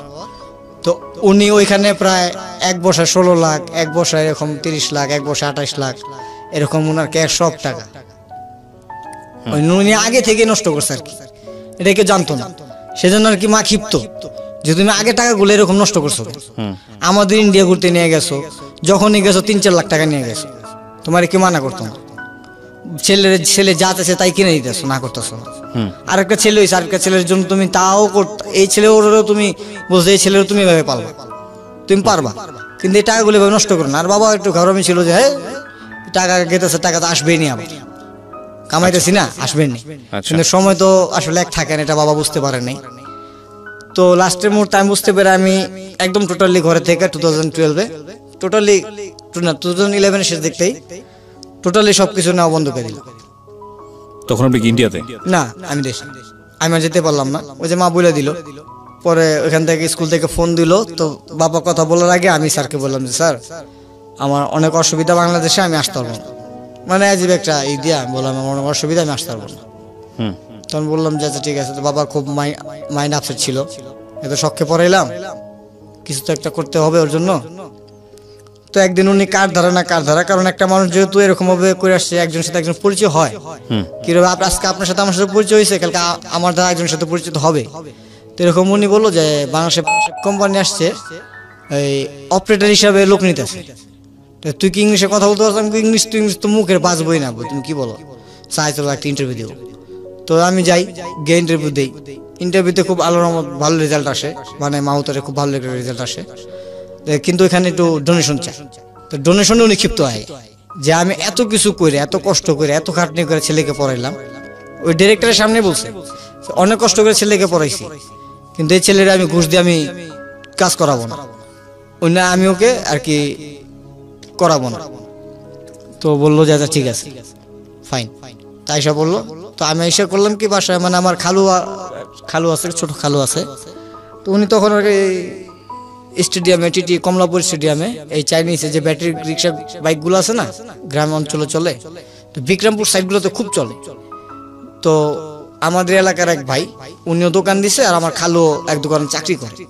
তো খালু চাকরি করতে করতে খালু এক্সপিরিয়েন্সে একটা দোকান দিয়ে বসছে। তো খালু বলতেছে আমারে, শাওন তুমি আমার দোকানে এসে বসো, তাহলে কাজও শিখতে পারবা, একটা এক্সপিরিয়েন্সও হবে, তোমার তো একটা ভবিষ্যৎ আছে। আমি বললাম ঠিক আছে, কবে আসতে হবে? তোমার যখন মন চায়, আমি কালকে চলে গেছি। তোমার বললাম মা আমি যাই। তো মা বলতেছে খাবি কি? আমি অসুবিধা দেবো না, খালু তো আছে। মানে কি আপনি লেখাপড়া ছেড়ে দিলেন তখন? হ্যাঁ ছেড়ে দিলাম। এই মানে এটা কতটা বিশ্বাসযোগ্য যে যেখানে আপনাকে দার্জিলিং এ পড়াচ্ছে সেখানে রাতারাতি আপনাদের অবস্থা এতটা খারাপ হয়ে গেল যে আপনাদের দেশে পড়ার মতো অবস্থা ছিল না, নাকি আপনি পড়াশোনাই করলেন না? কোনটা আসলে? আমি পড়াশোনা করলাম। এটা আপনার বাবা মেনে নিবে? আমি বাবা আমাকে বলছে যে তুমি এখানে পড়তে পারো। আমি বলছি না, আমি আর পড়বো না এখানে। আচ্ছা, আমি দেশে পড়বো না। ওখানে ছিল ইন্টারমিডিয়েট পরীক্ষা দিয়েছিলেন ওখানে না, ইন্টারমিডিয়েট দিতে পারিনি। এখানে এনে ভর্তি করে পড়াতে চাচ্ছিল, কিন্তু আপনি পড়েন না? আমি পড়িনি। আচ্ছা ঠিক আছে, ওকে। কত সালের ঘটনা এটা? এটা 2011। ঠিক আছে। তারপরে আমি বললাম যে ঠিক আছে। আমি গেলাম সকাল 9টা 9:30 বাজে উঠা বাসে উঠে গেলাম, প্রথম লাইফে ফার্স্ট বাসে উঠি, পাবলিক বাস। হ্যাঁ। তো হেল্পার বললো কোথায় নামে? বললাম ওই যে কমলাপুর স্টেডিয়ামের সামনে। বললো আচ্ছা ঠিক আছে। তো নামলাম এখানে, নাই আমার খালুকে ফোন দিলাম। ফোন দিয়ে বললাম যে খালু আমি আসছি, আপনি কই? আমি এখানে। তুমি ভিতরে সোজা আসতে থাকো, আমি দাঁড়িয়েছি। সোজা গিয়ে দেখলাম যে খালু আছে। খালু আমাকে আরেকটা দোকানে জয়েন করে দিল, তুমি এখানে শিখো, দেখো। তো এখানে আমার স্যালারি ধরা হলো ফার্স্ট চান্সে 4,500 টাকা। আচ্ছা। তো আমি কাজ করতেছি, ফাট করে 1-1:30 হবে, ফোন আসছে। আমি আর কি ঘরে আমার লোকটা বলতেছে যে এই কার্টুনগুলো এভাবে গুছাইবা, অথবা ব্যাটারিগুলো এভাবে গুছাইতে হবে। একটা ব্যাটারি 35 কেজির এভাবে উঠাইতে গেলে উঠাইতাম, মাইনে নিছি তখন আর কি। করলাম, সবকিছু করতেছি। করার পরে বাসা খালু দৌড়ে আসছে। আইসাই ওই আমার যে বস ছিল ওকে বলতেছে যে ভাই একটু ওরে আজকে বাসায় ছাড়তে হবে। কয় কেন আজকে জয়েন করলে আজকে সারাই নেবেন, এরকম কর্মচারী দিলে কি হবে নাকি? তখন খালু বলছে না, একটা সিরিয়াস বিষয়, ওরে জানেন না, ওর বাবা আর কি এটা হয়েছে, ওর বাবা স্ট্রোক করছে। তো আমার খালু বললো যে 100 টাকা দিয়া বলতেছে তুমি এখান থেকে রিক্সা নিবা, রিক্সা নিয়ে তাড়াতাড়ি বাসায় যাও। আচ্ছা, আমি বললাম যে খালু কেন রিক্সা দিয়া আবার 100 টাকা দিয়েছে? বলছে না তুমি যাও তো। তাই আমি বললাম খালু আমার আছে ভাড়া। বললো না তুমি নিয়ে যাও, আমার নিতে শরম কিছু, তুমি নিয়ে যাও। তো আমি নিয়ে গেছি, রিক্সা নিয়ে গেছি, বাসায় গেছি। বাসায় যাওয়ার পরে দেখতেছি যে বাবা কিভাবে বিশেষ করে অবশ্যই রয়েছে যে আমি দেখা যে আমার বাবাকে আমি কখনো এভাবে শোয়া দেখিনি। ফ্রাস্ট্রেটেড। মানে আমি ওই যে ওইখানে যদি আমি হার্ট পেশেন্টই হইতাম আমি হয়তো মারা গেতাম। এবার শুয়েছে যে আমি সামনে বললাম যে কি হয়েছে, শুনছি বাথরুম পরে এসো, চিন্তা কিসে তোমার? পরে উনি এক হাত দিয়ে আমার কান্নাটা বুঝে দিতে পারতেছে না। পরে নাক নিঃশ্বাস নিল। পরে আমি বললাম যে আমার কিছু কি হয়েছে? পরে আমি বললো যে তোর জাঙ্গের কাছে আসতেছে, দেখি কি হয়, মানে ব্রেনে স্ট্রোক করছে। বাস আমার তো মাথা তখনই ঘুরে আছে। যখন আমার বসে জোর করে বললাম যে আরেকদিন দেখ মোটিভেশন করতে, তাহলে ভালো হবে না। আর যে জায়গায় গেছি ওখানে দেখছি ফরেনাররাও আসে, চাইনিজরাও আসে, আমি দেখি যদি ভালো লাগে তাহলে কিছু করব। তো বলতে আবু মানে কিছুই বলে না। তখন আমুরে আর কি দুপুরবেলা নাকি খাইতে বললো, এই পরের দিন বলছে আর কি আমুরে যে ছেলেকে না কত স্বপ্ন দেখছি, ছেলে নিজে গাড়ি চালায়, কতজনের গাড়ি ভেঙে দিচ্ছে, রিক্সা ভাঙছে, আমি নিজে জরিমানা দিয়ে আসছি, মা পৌঁছাইছি ওর লেগে মাসের কাছে, আর এই ছেলে আজকে কাজ করব। পরে মা বলতেছে যে তুমি পাচ্ছ এখন, ওরও তো শিখা দরকার, শিখুক। তখন কি খুব কাজ করি, শিখি। তো আমি যখন ইনকাম করা শুরু করি 6 মাস পরে পাশের লোক আমার একটা দেখা, মানে মার্কেটিং এর একটা ভ্যালু দেখা আর স্পোকিং দেখা, মানে দেখতেছে কি একটা চাইনিজ আসছে, একটা ডিক্টেটর নিয়ে আসছে, ওকে 3000 টাকা দিতে হবে সারাদিন। এখন বসের সামনে বসে রয়েছে, এখন এই ব্যাটারিটাই চলবে না। ও একটা কথা বলছে এরকম যে মানে ও চাইনিজটা বুঝতে পারে না, কিন্তু ও যে ইংলিশ আমার বসকে বলতেছে যে ব্যাটারিটার প্রাইস এত, কিন্তু ওইখান থেকেও কমিশন খাইতেছে, আবার আমার বসের থেকেও কমিশন খাইতেছে। আচ্ছা, তো আমি ফট করে বললাম যে না ভাই আমাদের ব্যাটারিটা চলবে না, আমরা এই ব্যাটারিটা নিব না। তো ডিক্টেটর বলতেছে আপনি কি? তো আমার বস বলতেছে ও আমার কর্মচারী, আমার দোকান থাকে। মানে পরে আমি বললাম যে ভাই ইংলিশটা শুধু আপনি না, ইংলিশটা অনেকজনই জানে। এখন ভ্যান গ্যারেলার ABCD পারে, 1 2 3 পারে মোবাইল টিপতে টিপতে। পরে বলছে আপনি ইংলিশে কথা বলতে পারেন? হ্যাঁ বুঝতে পারি, কথা বলতে পারি, কোনো ফ্যাক্টই না। পরে বলতেছে আচ্ছা ঠিক আছে। আমাকে সে ভাই এরকম করে না। পরে পাশের এক ইম্পোর্টার আমাকে বলতেছে পরের দিন, উনি আমাদের এলাকার পাশেই থাকে, আমি আগে জানতাম না। তো কবির ভাই বলে রাখা ভালো, খুব একটা অমায়িক মানুষ। উনি রানিং আমাকে বলতেছে শাওন তুই আমার দোকানে চাকরি করবি? আমি বললাম ভাই আপনার দোকানে চাকরি করবো, আর দোকানে চাকরি ছেড়ে দিয়া বেতন দেয় কত? আমি 4,500 ভাই, কাউর খরচ, গাড়ির ঘরের খরচ কিছুই না ভাই, কিছুই দেন। আমি না, আমার দোকানে সব 5,000 টাকা চাকরি বেতন দেবো, আর একটা গাড়ি বিক্রি হইলে 100 টাকা কমিশন তোর, আর পার্টি যদি তোর কিছু দেয় এটা পার্টি দিলে দিল, না দিলে না দিল। আমি ঠিক আছে, কার যাতা দিল তোর সাথে আমার সাথে একসাথে, তো গাড়ি ভাড়া লাগবো না। আমি থাকি জুরেন, তুই থাকবি পোস্তগোলা, পাশাপাশি তুই জুরেন থেকে হাইটা বাসায় চলে যাবি। তো এরকম করতে কি ভাবে 2013 আসলো। আমার কাকারা আমার বাবার সাথে খুব মিসবিহেভ করে, খুব মিসবিহেভ করতে থাকে। তো এক পর্যায়ে এরকম চলে যায় কিভাবে আসলে আব্বু একটু দুপুরে ঘুমাইতে যেত। একটা মানুষ একটা পর্যায়ে থেকে কেন করে আপনার বাবার সঙ্গে? মানে ওই যে বাবা বলছিল যে বাড়িটা তো আর কি করছি, যেহেতু ভাইরা তোরা থাকবি না, তোরা 3 জন আছো, আমরা 4 ভাই, যেহেতু 4 তলা বাড়ি করছি, তোরা 3 ভাই থাকিস না, আমি তো দুনিয়া চলে যাবো, একটা কথা বলা হয়েছিল আর কি। কিন্তু যেতে পারে না বলেই মিসবিহেভ শুরু হয়। তো ওই মিসবিহেভটা শুরু। আর আমাদের ফ্ল্যাটটা তো করছে আব্বা একদম আর 4 রুমের একটা ফ্ল্যাট, আবার অ্যাটাচ বাথরুম, সাথে একটা অ্যাটাচ টেরিস গার্ডেন। মানে দাদার বিল্ডিং ভাঙা হয় নাই, দাদার বিল্ডিং এর সামনে বাবা দোতলার উপর একটা গার্ডেনের মতো করছে আর কি। তো ওই বিষয় না ছোট একা শুধু দাবি করে পুরা বাড়ি আমার, যাকে মারছে আর কি আমি, পুরা বাড়ি আমার। তো সবাই যাই এখনো বলতে থাকে, এগুলো ইগনোর করে চলি। তারপরে বলতেছে যে ওনারা এটা দুপুরে ঘুমাইতেছে, তো উপরে থাকতো কাকা, তো উনি পর্যন্ত মানে ইট দিয়া নাহলে কিছু দেয়া খুটখুট আওয়াজ, আর আওয়াজ যেটা আবু ঘুমাইতে পারতো না। তো করলো কি এলাকায় ভিতরে নতুন একটা বিল্ডিং উঠতেছে, তো আবু বাড়ি এলাকায় বললো যে আমি ভাড়া আসতে চাই, ভাড়া হবে নাকি? লোকটা জানে না যে আমাদের বাড়ি আছে, তো লোকটা ভাড়া দেয়, লোকটা বেশ ভদ্রলোকই, ভাড়া দেয়। নতুন আমাদের এলাকায় আসে প্রবাসী, ভাড়া দেয়। তো আমরা উঠি, তো নিজের বাড়ি ছেড়ে আরেক বাড়িতে উঠলাম। তো একসময় ভাড়া বাইরে যায়, 2 মাসের ভাড়া বেজে গেল। কিন্তু মান্থলি কিছু টাকা আসতে থাকে, সাইড থেকে কিছু টাকা আসে। আবুর শুভাকাঙ্ক্ষী আছে কয়েকজন, সাইড থেকে টাকা দেয়। তো লাইসেন্সটা ছিল তখন আর কি। তো লাইসেন্সের উপরে আমার আবুর এক বন্ধুর ছোট ভাই মানে কাজ নেয়। তারপরে বাবা হঠাৎ একদিন, আমি চাকরি করতে হতে চাকরিটা ছেড়ে দেই। চাকরিতে বেশ ইনকাম হয় আমার, ভালোই কামাই। আর একটা কথা বলি এখানে, মাঝখানে একটা কথা বলি আমি, যারা শুনতেছে অথবা অনেকজন শুনতে পারে অথবা শুনতে চাইতেছে না। আসলে টাকা যখন কামানো, একটা পুরুষ যখন টাকা কামায় তখন তার চিন্তা করা উচিত যে তার কিছু হইলো কিছু রাখা উচিত। সবকিছু যে ছড়ায় বিটায় শেষ করে ফেলবে তা না, কিছু হইলো তার নিজের জন্য, নিজের স্বার্থের জন্য কিছু রাখা উচিত। আমি এখন যেটা বুঝি, তো এরকম অনেক টাকা কামাই, কিন্তু কি করে, ওই যে টাকা আসছে 5টা মুরগি কিনছি, দেখা হয়েছে। আগে দেখতাম আব্বু নিয়ে আসো 10টা মুরগি 5টা মুরগি, এরকম আমারও শখ জাগে না, টাকা থাকলে যে বাবা দেখছি আমিও নিয়ে যাই। তো একদিন 5টা মুরগি কিনছি, বাবা হঠাৎ পুরো চেঁচামেচি, কেন কিনতে যাওয়া, তোমার পকেট খরচ চলে নাকি? আমি বলছি বাবা আলহামদুলিল্লাহ আমার পকেট খরচ ভালো চলে। মিথ্যা তো বলবো না, আমার মনে হয় পার মান্থ যদি 5,000 টাকা বেতন হইতো, আমি পার মান্থ 25 থেকে 35,000 টাকা মনে আমি এমনি ইনকাম করতাম। আপনি যে প্রসঙ্গে ছিলেন আপনার চাচাদের নিয়ে, তারপর আমার কাকাদের সাথে মিল হলো না, বাবা বাড়ি ছেড়ে দিল, শান্তিতে ঘুমাইতে পারে না। তো বাড়িতে বাড়ি ভাড়া আটকেলো 2 মাস। তো এলাকায় কিছু কুনিটিক থাকে না, তো আমার কাকা তো খারাপই আর কি 2টা। তো ওনাদের বাড়ি লারে পড়ে এলো যে ওনার সাথে আর অনেক খারাপ অথবা ভালো মন্দ রাজনীতিবিদদের মানুষের সাথে মিলা দিলা, দেখবেন একদিন আপনাকে বাড়িতে আসবো। তো লোকটা দেখলো অবশ্যই ওনার ফ্রেন্ড রাজনীতিবিদ থাকতে পারে, আসতে পারে বাসায়, এটা দোষ নেই, তো কারো দোষ না, কোনো আসামি তো আসে না। তো তারপরে এরকম দেখে লোকটা একদিন হট করে বলে ভাড়াটা, তা আবু বলছে যে এক কাজ করেন ভাই, কয় না ভাই বলেন, ভাড়াটা আপনি আমার থেকে 2 মাসের চাইবেন, 1 মাসের না, 5 মাসেরটা একবারে নিবেন। আমাদের সিস্টেমে ছিল একবার, ওই যে 5 মাসের টাকা একবারে নেন, 10,000 টাকা জমছে, 5 মাসে 50,000 টাকা নেন, নিয়ে যান আপনি।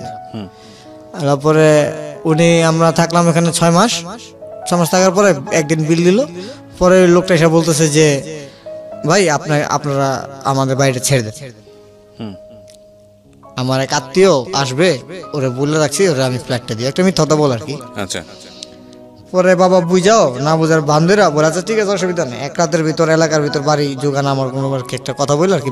আমাদের সকালে বলে যে আমি চলে যাই, রাত্রে এসে দেখি এই বাড়িতে ঢুকতে নেই, বাইরের দারুণ বলে ভাই আপনি তো বাড়ি ছেড়ে দিছে, ওই পাশে চলে গেছে। ফোন ঘুরে আমু কিলো বাবা এই বাসায় এসে পড়ে যে এই লোকের বাসা। বলছো কেন? এই ভাই সাথে দিয়েছে তো বাবার সাথে জানি কি, ঠিক আছে থাক, কোন ঝামেলা জড়ায় লাভ নাই, চাকরিজীবীতে আছি। দেখি আগের দিনটা তো আমারও মন চেয়ে আমার ছোট ভাইটা কিছু পায় নাই, আসলে আমার ছোট ভাইটা কিছুই পায়নি আমাদের অনুযায়ী। কালকে ওর বার্থডে গেছে, 100 টাকা ছিল পকেটে, দিছি কেক খাইতে, মানে ও কিছুই পায়নি। আমি চিন্তা করে ওই বাইরেলা কি বলছে না বলছে কোনো কিছু তো মাথায় কামাই। তো আমি চলে আসার পরে আব্বুরে কিছু বলে না, তো ফাট করে একদিন স্ট্রোক করে, প্রথম স্ট্রোক করে। তো আমি খুব ঘাবড়ে যাই, মানে আমার বাবা আমার কোলে স্ট্রোক করছে, মানে উনি স্ট্রোকের অবস্থায় বলতেছে যে একটু আস্তে ধীরে যা। আমরা গাড়িতে চলতাম তখন আমার বাবার আমি সিএনজিতে নিয়ে যাই, যেখানে আমার একটু জ্বর আসলে ছোটবেলা আমি শুনছি আমার মা বলতো, যখন বাবা মারা গেছে কান্না করে বলছে তোর একটু হাঁচু জ্বর আসলে তোর বাপে দৌড়া নিয়ে ইমরান খান স্যারের কাছে গেতো ধানমন্ডিতে, তোরে যে স্যার আমার ছেলের ঠান্ডা লাগছে না জ্বর লাগছে। মানে এখন মনে পড়ে থাকবে সব কথা। তারপর বাবাকে মিরপুর হসপিটাল নিয়ে যাই, তখন পালস ছিল 5। আমার তো একটা কম, মানে প্রচুর কম পালস, 5 অনলি 5। মানে আমি ভাবছি যে এটা মানে হারা ফেললো, মানে এরকম আর কি। আল্লাহর কাছে আমি আল্লাহর কাছে কি চাবো আর আমি কাছে কি চাবো, মানে আমার তো হাত সবই কাঁপতেছে যে আমার এটাই সব সম্পদ, এই চলে গেলে তো আমার জীবনে আমার এখন করুমটা কি আর কি। পরে ফট করে দেখি যে না বাবা সুস্থর দিকে দেখলাম, রাত্রে ডাক্তার এসে সুস্থ দেখলো, তো বললো না ঠিক আছে অসুবিধা নেই, কিন্তু 1 সপ্তাহ রাখবো আমরা ট্রিটমেন্টে। তো 1 সপ্তাহ থাকলো, এর 1 মাস না যাইতেই আবার সেকেন্ড স্ট্রোক করলো। সেকেন্ড মানে এই, অর্থের চিন্তায় চিন্তায় এরকম অর্থের চিন্তায় মানে আমির থেকে ফকির হলে যে অবস্থা অবস্থাটা হয়। আর দেখা গেছে ঘরে আমি যখন সামগ্রী কিছু নিয়ে আসতাম খাবার, উনি পছন্দ করতো খুব, ক্লাব স্যান্ডউইচটা খুব পছন্দ করতো। আমি দেখতাম কোনো সময় ডিসেন্ট থেকে অথবা কোনো ভালো একটা আমাদের যাত্রাবাড়িতে শহীদ পার্ক রোড আছে একটা, ওইখানে 90 ডিসেন্ট আছে, ওইখান থেকে পিৎজা আনার জন্য একটা স্যান্ডউইচ, আর ছোট ভাইয়ের জন্য একটা কেক, 4-5টা কেক, মানে দেখ সারাদিনে 1500 টাকা 2000 টাকা ইনকাম হয়েছে, ওই 1000 টাকা এখানে আর কি কেনাকাটা করছে। কোনোদিন খালি হাতে বাড়িতে ফিরতাম না। বাবা এটা ফলো করতো। তো একদিন একটা দুর্ঘটনা ঘটাই আমি। তো ঘটনার পরে বাবা খুব রাগ হইয়া আমারে বলে চাকরি টাকরি করা লাগবে না। আমি বললাম আচ্ছা ঠিক আছে, আর করি না। তো করে আসার পরে সেকেন্ড স্ট্রোক হইল। সেকেন্ড স্ট্রোকের সময় আজব ঘটনা, উনি একা হাইটা গেছে। আচ্ছা, উনি একা হাইটা আর্মি ক্যাম্পের গেট পাড়া রিক্সা নিয়ে উনি মিটফোর হসপিটালে গিয়া উনি ইসিজিতে বসছে যে আমার হার্টের ব্যথা উঠছে, দেখেন তো কি হয়েছে। ডাক্তার বলছে আপনি তো স্ট্রোক করে ফেলছেন, আপনি আসলেন কিভাবে, আপনার সাথে কি আসছে, কাউরে বলে না বলে আসছে। তো যখন আমার বাবা সেকেন্ড স্ট্রোকে তখন হসপিটাল থেকে খবর দেয় আমার মাকে, তখন আমার মা, আমার চাস্তো ভাই আছে, চাস্তো ভাই আমার ফোন করে বলে ভাইয়া তুমি কই, বললাম যে ভাই আমি তো আসি, বাইরে আছি। বলছে ভাইয়া যেটা তো স্ট্রোক করছে আবার। তো আমি তখন এখান থেকে উঠে আবার যাই দৌড়া হসপিটালে গিয়ে দিই বাবা বসে রয়েছে, বেডে বসে রয়েছে। আবু কি হয়েছে, কথা বলে না আমার সাথে বেশি একটা। বাসায় নিয়ে আসলাম মনে হয় আবার 4-5 দিন পরে। তো ডাক্তার একদম সাফ, মানে আপনি সিগারেট ধরতে পারবেন না, আপনার চাটাও বেশি খেতে পারবেন না। আচ্ছা, স্মোক করতো? হ্যাঁ, আবু একটা বলতে গেলে চেন স্মোকার ছিল। আচ্ছা, ডাক্তার না করে দেওয়াতে তো আমার কাকা, সবাই তো আর একরকম হয় না, তো দুষ্কাকার আর কি, যারা সৎ কাকা বললেন তাদের আপন বলতে হবে। তারা এখন একটু ভাবলে আমাকে, যদি আমি 3 বেলা 2 বেলা খাই, তো আমার ওই সচ্চাচারে আমার খাওয়াইতেছে আর কি বলতে গেলে। আমি বলি যে কি করতে কি হয়, কি করা যায়, তুমি একটা কিছু করো, এভাবে চললে হবে আবু, তুমি একটা অপারেশন করাও, কি করো, কয় কিছু হবে না, চিন্তা করো কেন। আর আমার ছোট ভাইটার নাম হইলো সোয়েব, কিন্তু ওরা আমরা পিপি বলে ডাকি আর কি, আদকেরা পিপি বলে। তো বলে ওর দিকে একটু খেয়াল রাখবে, এটাই। তো দেখা গেছে কি স্ট্যান্ডে বসে, মানে চৌরাস্তা বসে রয়েছে, দোকানদারকে বলতো এক কাপ চা দে, কবে রং চা আছে, কিন্তু পাশের জন্য যখন দুধ চা খায় উনি ক্ষিপ্ত হয়ে বলতেছে তুই পাশের জন্য দেশ, আর তুই আমার দেশ না কে লেগা, আপনার দিব না, আপনি তো অনেক টাকা পায়। মানে মানুষের কি ইগনোর করে কি, মানে ওনাকে দিবে না, ওনাকে একটু রাখতে যেতেছে মানুষ।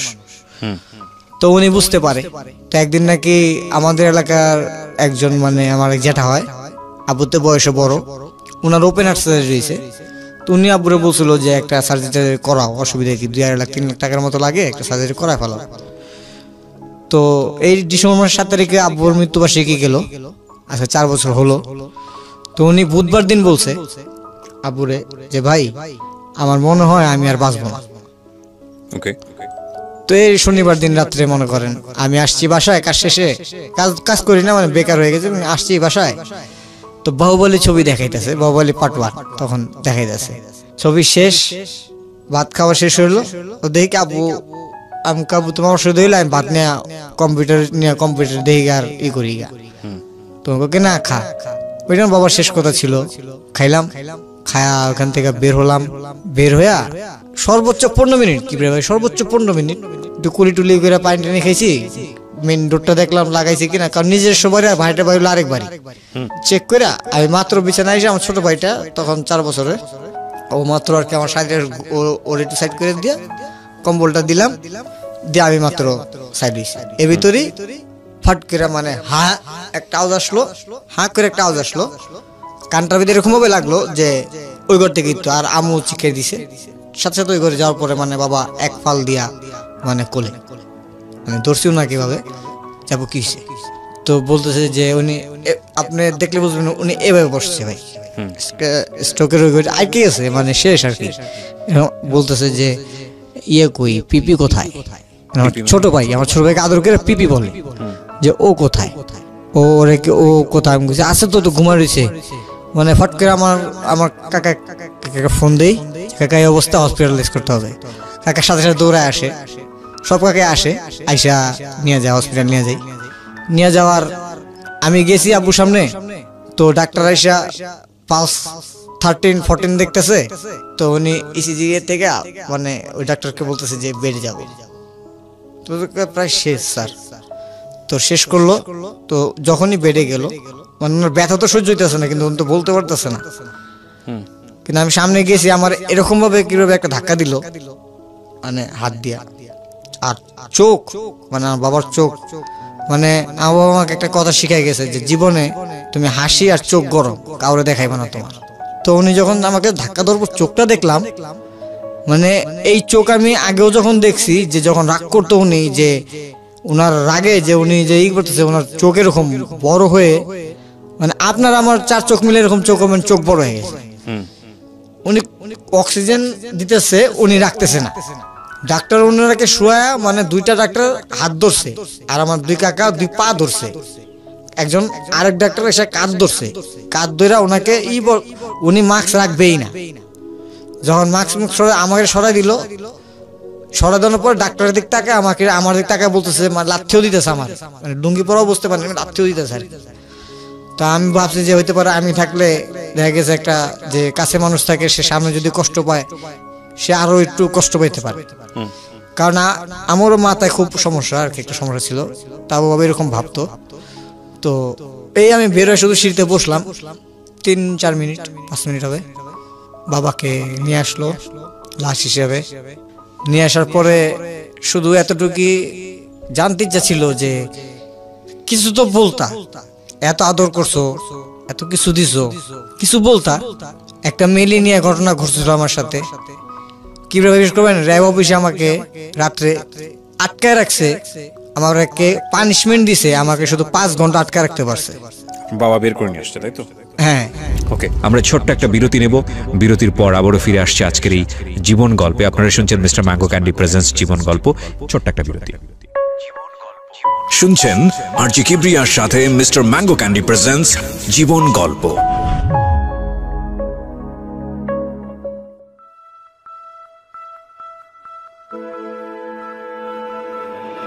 Love, hate, challenge, motivation, lies, truth, impossible, virtue, morality, something beyond entertainment. Welcome to my stage of reality. Stay tuned. Sunday and Wednesday with me RJ Kibriya, only on Dhaka FM 90.4.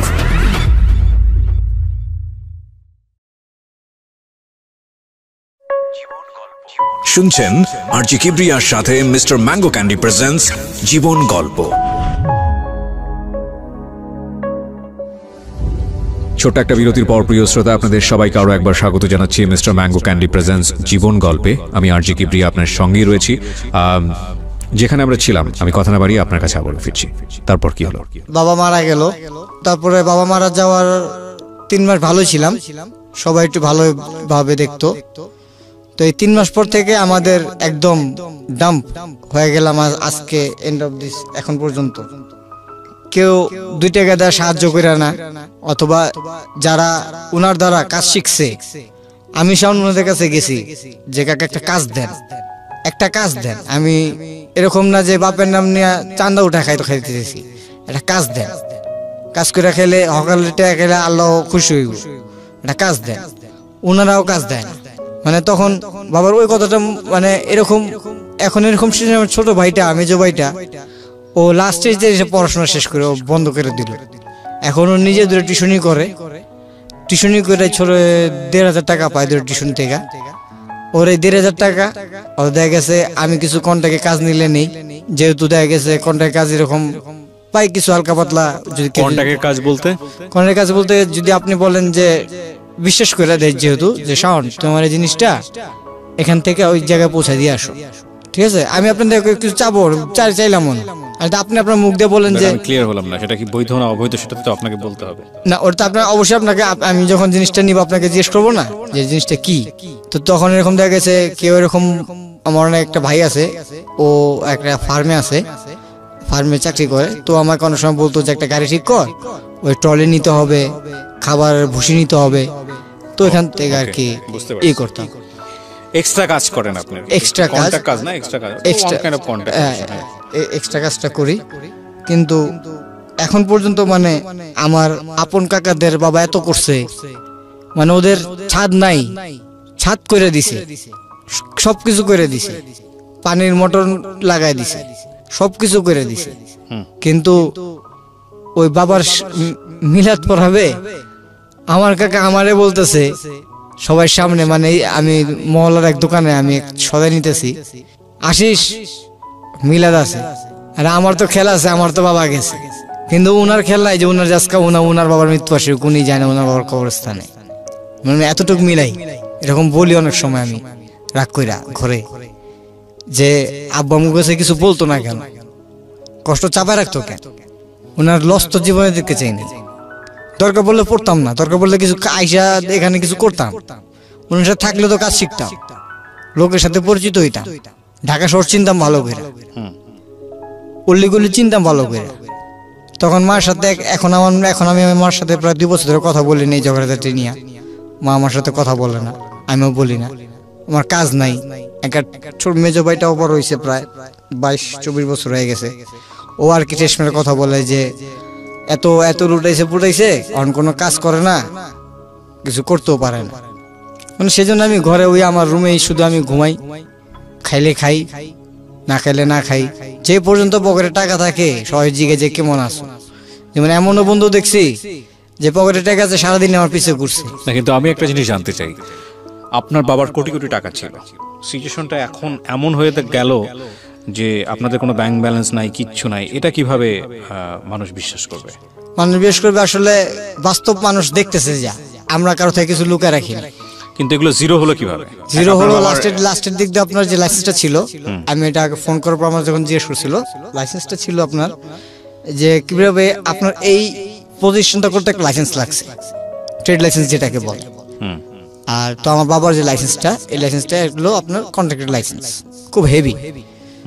তো উনি একজন ওনার থেকে এই কাগজটা নিছে, আমি আপনার কাগজটা দিছি, তো আপনি আমার থেকে নিছেন যে শাওন কাগজটা দাও, আমি একটা কাজ করি, তোমার কিছু পার্সেন্টেজ দিব। আমি বললাম যে কি পার্সেন্টেজ দরকার নাই, আচ্ছা থাক, আপনার ইচ্ছা, আপনি থাকলে দিয়ে, না থাকলে, আর যদি আপনার পোষাইতেও দিয়ে, না পোষালে ভাই কত টাকার ইনকাম হয়, যান নিয়ে যান। তো উনি করছে কি, কাজ কইরা আমার নাম পাল্টা, মানে এনি হাউ এনি প্রসেস, এটা ভাঙা বলবেন না, সব বুঝতে পারবে, এনি প্রসেস ওই জায়গা থেকে। আগে যেমন আমরা ক্লু লাগাইতাম উপরে সাদা, কিছু লিখতে গেলে মিস্টেক হয়ে গেছে, ক্লু লাগাই, মানে আপনার লাইসেন্সটাকে সামহাউ উনি পাইরেট করছে, পাইরেট করে আমার নাম উঠাই দিয়ে ওনারা নিয়ে শোনার নিছে। এটা তো সম্ভবই না, এটা কিভাবে সম্ভব? আপনার আমি জানি না কিভাবে করছে। তো ওইটা নিয়ে লাস্টে যখন আমি ওনাকে, উনি এখন বাইচানি, দেখেন আল্লাহর কি ইশারা, উনি এখন বাইচানি, উনি আমার বাবার পা ধরে কান্না করতেছে আর বলতেছে যে আমি আপনার সাথে অনেক বড় অন্যায় করছি, আমারে মাফ করে দেন। একটা রঙের কাজ নিয়ে আর কি ঝগড়া বিবাদ, কি মানে ছোট ভাই ছিল আর কি হিসাবেই, মানে ওরা বলছিল এই রং নেই, রং কর, আর কাগজটা কিন্তু ঠিক মতো রাখিস, ট্যাক্স কিন্তু ঠিক মতো দিস, কারণ যেহেতু নামটা আমার উপর, তো ট্যাক্সও দেয় নাই। উনি কাজ করছে আর 2 নম্বরের কাজ করে দেখা গেছে যে হলুদ আর কালো রং মেরে দিয়েছে, যেখানে অল টাইম বুড়িরঙ্গা ব্রিজে লাল আর সিলভার চলছে। এটা মানে যেহেতু আপনার ছোটবেলা যা থাকেন তো দেখবেন এরশাদের আমল থেকে লাল আর সিলভার এরকম চলছে। তো আবু বললো ওনা আর কি, আবু আমার সাথে শেয়ার করছিল কথাটা। তো ওই লোকটা এখন জীবিত নাই, মারা গেছে। উনি আমি বলতে পারবো যে আমার বাড়ি করতে পারছে, উনি বাড়ি মাত্র পাইলিং করছে, উনি মারা গেছে। আপনারা এখন থাকেন কোথায়? মানে নিজের বাবার করা বাড়ি? নিজের বাবার করা বাড়িতে থাকতেছি, কিন্তু খুব দুষ্ভাবে থাকতেছি। দেখা গেছে পানিটাই নামতে হইতেছে, কাকারা পানির ব্যবস্থাও দিতেছে না, কিন্তু মোটর কিন্তু বাবার কিনা, টাঙ্কি কিন্তু বাবার কিনা, সবকিছু আমার বাবার। বাবা মারা গেছে কত বছর? আপনার 2014-এ মারা গেছে, আর এখন 2018। আপনাদের যে জীবন গল্পটা, এখানে আসলে আমি যেটা বুঝি যে ভুল যদি বলি আপনার কথা অনুসারে, সেটা হচ্ছে আপনার বাবার ভুল। জি, আপনার বাবা একসময় উনি মারা গেছেন, আল্লাহ ওনাকে জান্নাত নসিব করুক। উনি একসময় আসলে কিছু অনৈতিক নেশা, আমি যেটা বলি যেটা হচ্ছে জুয়ার কথা আপনি যেটা বলছিলেন, কার্ডের, এটাই আসলে তাকে শেষ করে দিয়েছে। কিছু লস এবং একটা সময় কোটি কোটি টাকার মালিক হয়েও সেই অর্থ তেমন কিছুই রেখে যেতে পারেনি।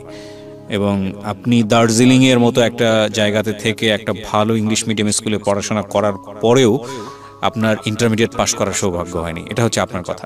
আপনার গল্প বলার যে ধরন, সেখানে অফকোর্স অনেক মানুষেরই প্রশ্ন আসবে। আমার কাছে নিজেরই কাছে মনে হয়েছে, যেটা মানে পার্সোনালি খুব কনসেন্ট্রেশন ধরে রাখাটা খুব মুশকিল, কারণ খুব স্ক্যাটার্ড। আপনি অনেক বিষয়ে হাইড করেছেন, বলেননি, আপনার ফ্যামিলি সম্মানের কারণে হোক বা যে কোনো কারণেই হোক না কেন।